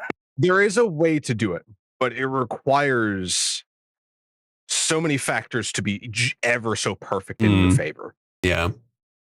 And most of the time, you're not going to be able to do that. It's difficult. I think best advice. Huge circumstances where they are. God, does it work? Best advice I could give, I think, for normies is you do not be impatient. Patience will be your greatest ally. You already know all the answers. Most of you get the truth on most things, right? Then so do the communists think they do as well. But you get most of the answers. You absolutely must not expect to just be able to communicate them to the normie. You are not there to preach to them. You are there to offer them an alternative path in life that may be more comfortable, maybe more satisfying, maybe more fulfilling in some way. It has to be relevant to the pragmatic, to the day-to-day. You have to make it relevant to that. And the best way you can do that, in my opinion, I've said this for years, is to be an exemplar, to make it bloody clear to them that the way you live is easy, that you get easy benefits out of it, to be socially capable and to be successful, and to proudly state your positions as differing from the norm. If that was common, then the culture war would end very quickly. Unfortunately, they have isolated their opponents to specifically the people who are very good at pattern recognition, and those are the people who aren't as well specialized at socializing. So they get that advantage. Agent Ice is listed, another good one. Repeat yourself. It does make sense. It does actually work. It's something I probably do without realizing it, but I think I do repeat myself sometimes. Something that is said twice in a row tends to stick much more firmly in someone's mind than just once. Now, if you can do 3, there is something else about my approach that I've noticed has worked. I tell them straight up, whenever they get curious about my way of thinking and my way of life, because I've had many approach me over the years and ask me, so what is it? What do you do? How does this work? How do you even think like this? I tell them, once you set on this path, you may even curse my name for setting you down there, if you so choose to walk it yourself. But know this, once you walk far enough, you will be free. You will be able to think for yourself no matter what, because you will always clearly be able to see the truth, whatever it is. And it may not be what you want it to. Oftentimes, it won't be. But you will be free to choose. And that's what it means to be human. If you want to struggle properly, as a human should, go right ahead. Be my guest. There are those who are on the periphery. Strangely enough, that seems to motivate them more. Well, and I think it's probably because I don't tell them what they want to hear. Yeah, you tell them it's difficult. Religion does that. I bet that would work particularly well on males, especially high T males. It's even worked with women. Isn't that right, honey? What? Same, my process. I mean, your example is a high T female, so I think I'm still correct. Kat, care to disagree with me? She's seen me in action. Even the more feminine, I tell the same thing to. I treat everyone the same in that regard. Because ultimately, it's up to them and how they handle things. Yeah. Right? Fun fact, Matthias. Most would assume that black men are high in testosterone because they're violent, but the opposite is true. They're high in estrogen. Black females, on the other hand, I don't know for sure, but I wouldn't be surprised if the rate of testosterone and estrogen was actually a little bit the opposite in blacks, so that black males had more. But at the very least, it's much closer. You know, that's fair enough. Don't assume that to be a correction then. But some people didn't. And I was surprised when I first read it. I hadn't thought about it. But yeah, testosterone is sure, I think it brings capability for violence, but it also brings capability to control violence. And that's why, if given the opportunity, women will be very violent, much more than men would be. They won't be as effective, but they will want to much more, because testosterone helps to manage it. Yes, Ghost, it is. Fire says black females also have a higher crime rate than Asian males and only slightly lower than white males. That's about right. Bossy says testosterone is very good anti-anxiety. I always heard that it was higher than white male.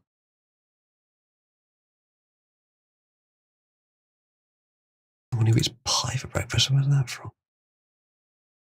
Oh, one specific place. Interesting. That's weird. My phone is opening random apps. Yes, well, that's concerning. The reason being, it's probably because heat. they finally have a coherent thought. It's probably heat on the surface. It stopped doing it now. I took it off the charger. I'm going to just leave it off the charger for a while. That was very odd. It was just opening random apps. So your battery's not overheating. Well, if it was, it shouldn't be now. Glossy says that's why a lot of FTMs feel great when they start. Yeah. Glossy, given your profile picture, I have to ask, do we have another tranny in Cabal? Uh-oh. Yeah, she says. Or he, I don't know. What? Wait, who? Biomorph or gynofem? Wait, no, other way around. Biofem or gynomorph? Okay, but pronouns they say, but male to female or female to male? MFR. Motherfucker. I don't need to know about your incestual... Oh, male to female. Okay. Oh, that's the one. Okay, now I know what I have to post. Well, Glossy, I appreciate you being honest, but I hope you expect that it is an easy opportunity for bullying, and this is a server where bullying filters out those who are not strong enough to be trustworthy. So, best of luck.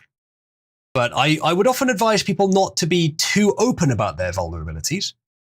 We'll see what happens. But that is our policy here in Cabal, that the normal amount of male banter, perhaps even a bit more than the normal amount, is a safe and sensible policy because, in my opinion, a conclusion I only came to recently, those with a weak emotional constitution cannot actually be trusted as much. But those with a strong emotional constitution can be trusted, and so we filter for more sort of emotionally mature people by doing this. And it works, so we'll see what happens. Busek says this nigger is going to rope. Glossy, are you male to female with any regrets, or do you endorse it for yourself?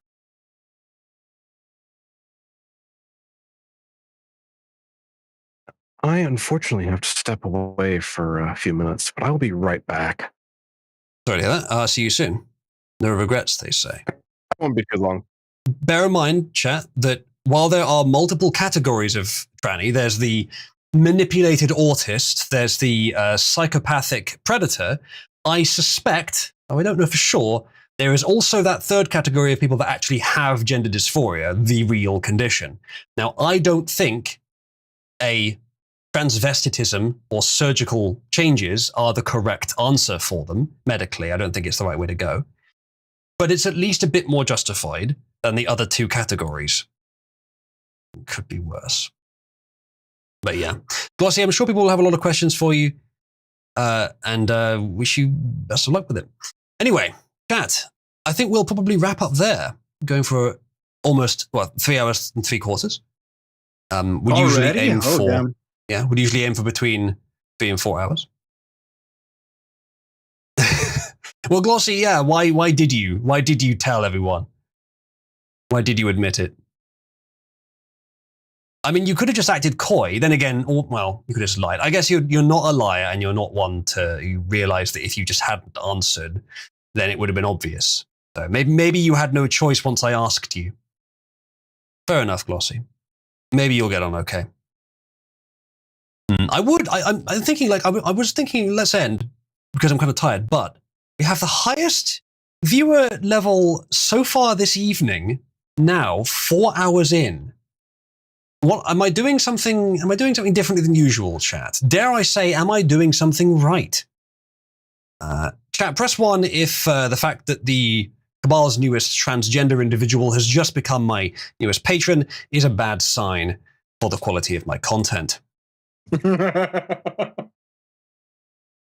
Matthias says, not to derail, but 8-Bit didn't immediately reject the knight armor wedding dress. 8-Bit, if you were to get married and if you were to wear a wedding dress, would you want it to have some knight armor on it? I would rather have the hem go at least above the knee. Hem? But you go back to the image. The image is a long way up. Oh, but it's interesting that you studied the image. Verdant says, to explain Uzlu, it was not on Saturday. Yes, Verdant, I'm sure that must be it. But yeah, I would have been happy to intrude upon whatever you were doing yesterday. There's a lot of ones in chat. It was there are, yes. No, it's definitely a bad sign, no one. The difficulty is that because of Glossy, I might Sudoku before they do. I think I'll be all right. So, I could go on a bit longer. How about this, chat? We can do a community thing. We can watch stuff. We could do a little vote. We could ask what we all want to do. I have a look in the Oozleflix channel, which is a few ticks up from this one, and you'll see that there are some stuff that we could watch. How about if we take the time from now to decide what we're going to do as a community event, or if you would prefer, we could go on doing politics streaming longer, but it would have to be an encore. It would have to be on the back of a generous contribution from the audience. And there are the links if you would like to induce me to do encore. I am, for this one, only going to accept actual real money. But usually I would accept User coins. So, explain again, 8-Bit. Like that one is obviously primarily knight armor, secondarily dress. How would you change that? I mean, again, it's not the armor. This is almost to the industry. So it's not the armor. I'm concerned is the hemline. What is the hemline? Exactly. There is no hemline. It's like, why am I almost like pantless? Oh, that's what the hemline is. Okay. Well, that's the bit of the body that you can show that's like the nicest bit without it being explicitly NSFW, except for the cleavage and face, which are also shown. The face is NSFW now? No, without Nomon. Without, not with, without. Are you drunk already? Okay, awesome.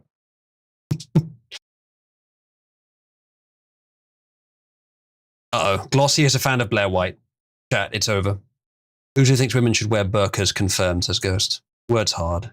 Yes, he is drunk. Nomon is confirmed the always drunk brown new Swede who learned a lot from cocksuckers. Uh-oh. Matthias has made more art. There is now more dress, 8-Bit. Which okay, AI I is approve this? the more dress. Yeah, there you go. Well, I'm not asking you, 8-Bit. Curious from Matthias. Is it Bing? Because it's honestly not bad, but it's a bit sort of like 1 or 2 years ago. Going batches. Yeah, it seems a bit outdated. Maybe it's just the visual style. All right, let me create a poll for what we might watch after today's stream. I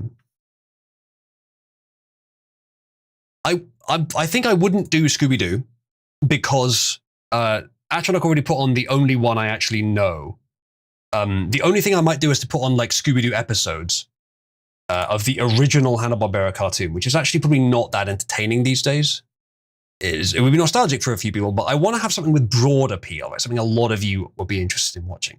There is, of course, Top Gear, which is probably the best choice, generally speaking. But I've put this on before, so I feel like maybe I should do something different. So let's do this. We can continue the MCU with Captain America. Quite an America-focused stream for news today, so that sort of makes sense, and it's a very good show, a very good movie, as I recall. I will put Top Gear on there as well. Top Gear pick a special. We have watched quite a few of them recently, so we need to pick one that we haven't watched yet. What else is there? And then original Scooby-Doo TV show, which I don't expect to get that many views, that many votes. And then James Bond. Decide between Brosnan or Alder, because Brosnan is the Bond that I prefer. I would generally rather put Brosnan on, but I'd be willing to put on what's his face, the other one that's really famous, Sean Connery, because that's pretty good. Actually, I just do Brosnan or Connery. There you go. Oh, I've seen the Brosnan once before. Maybe I would prefer Connery actually. All right, here's the poll. This is for the after stream entertainment.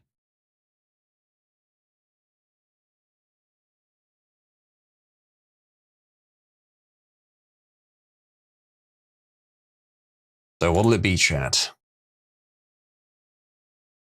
Go ahead and vote.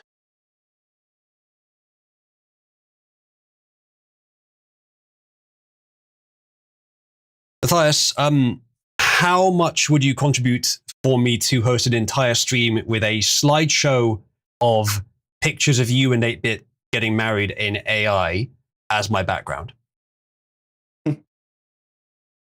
Fuck's sake. Damn, Bond is crushing it. He is.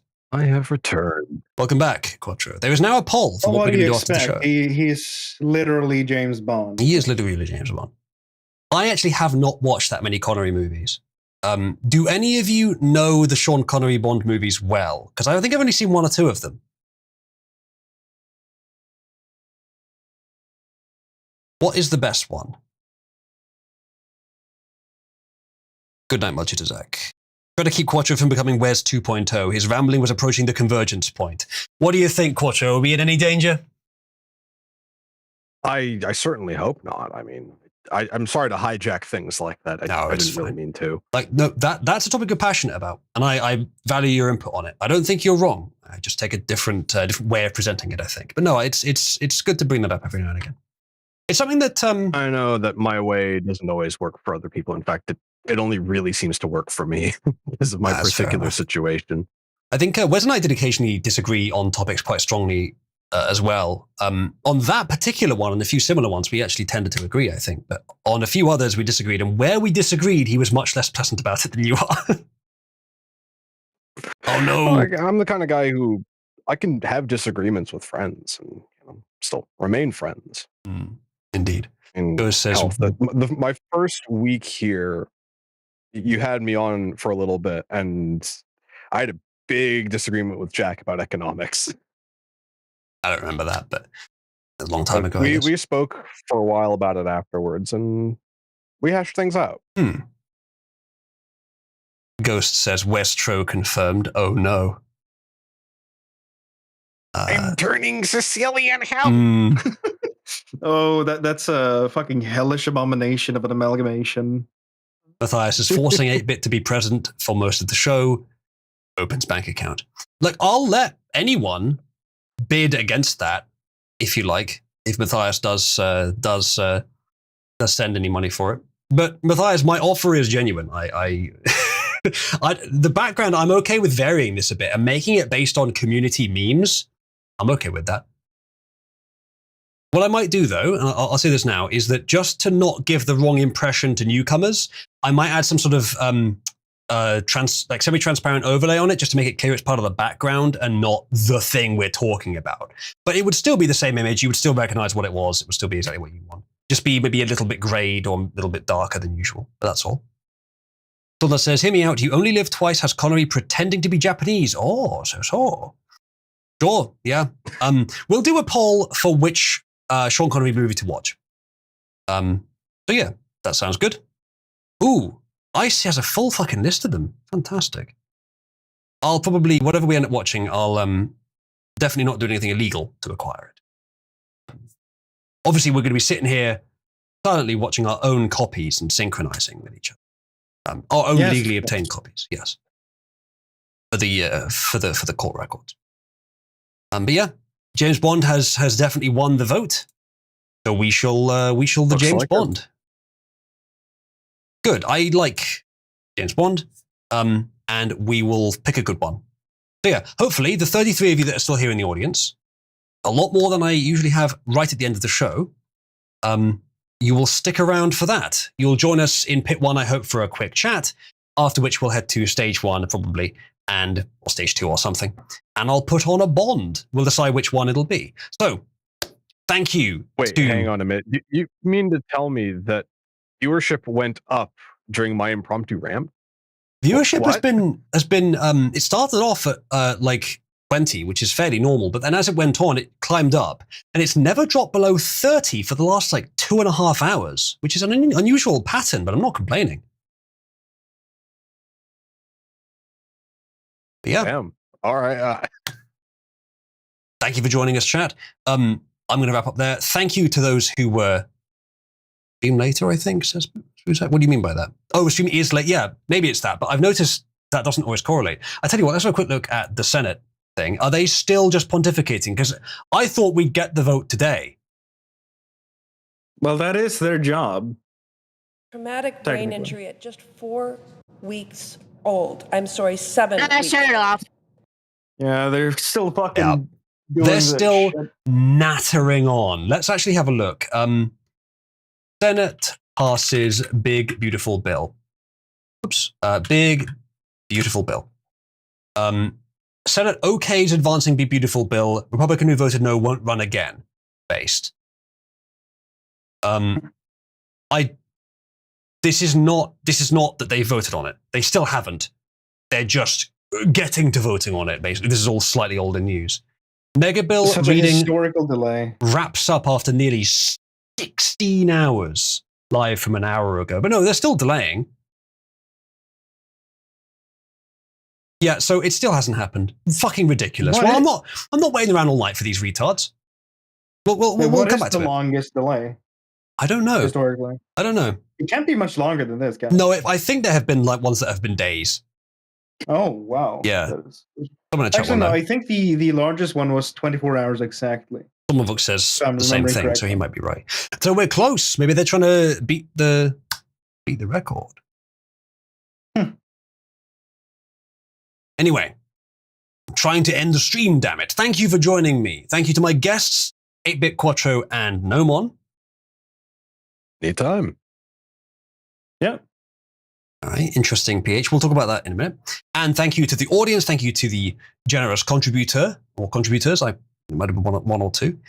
I appreciate in advance if anyone does want to help support the community and the streams, because I'm 100% community funded. So, and that's how I'm able to stay so free and truthful, which is why I'm always right. Good night, everyone.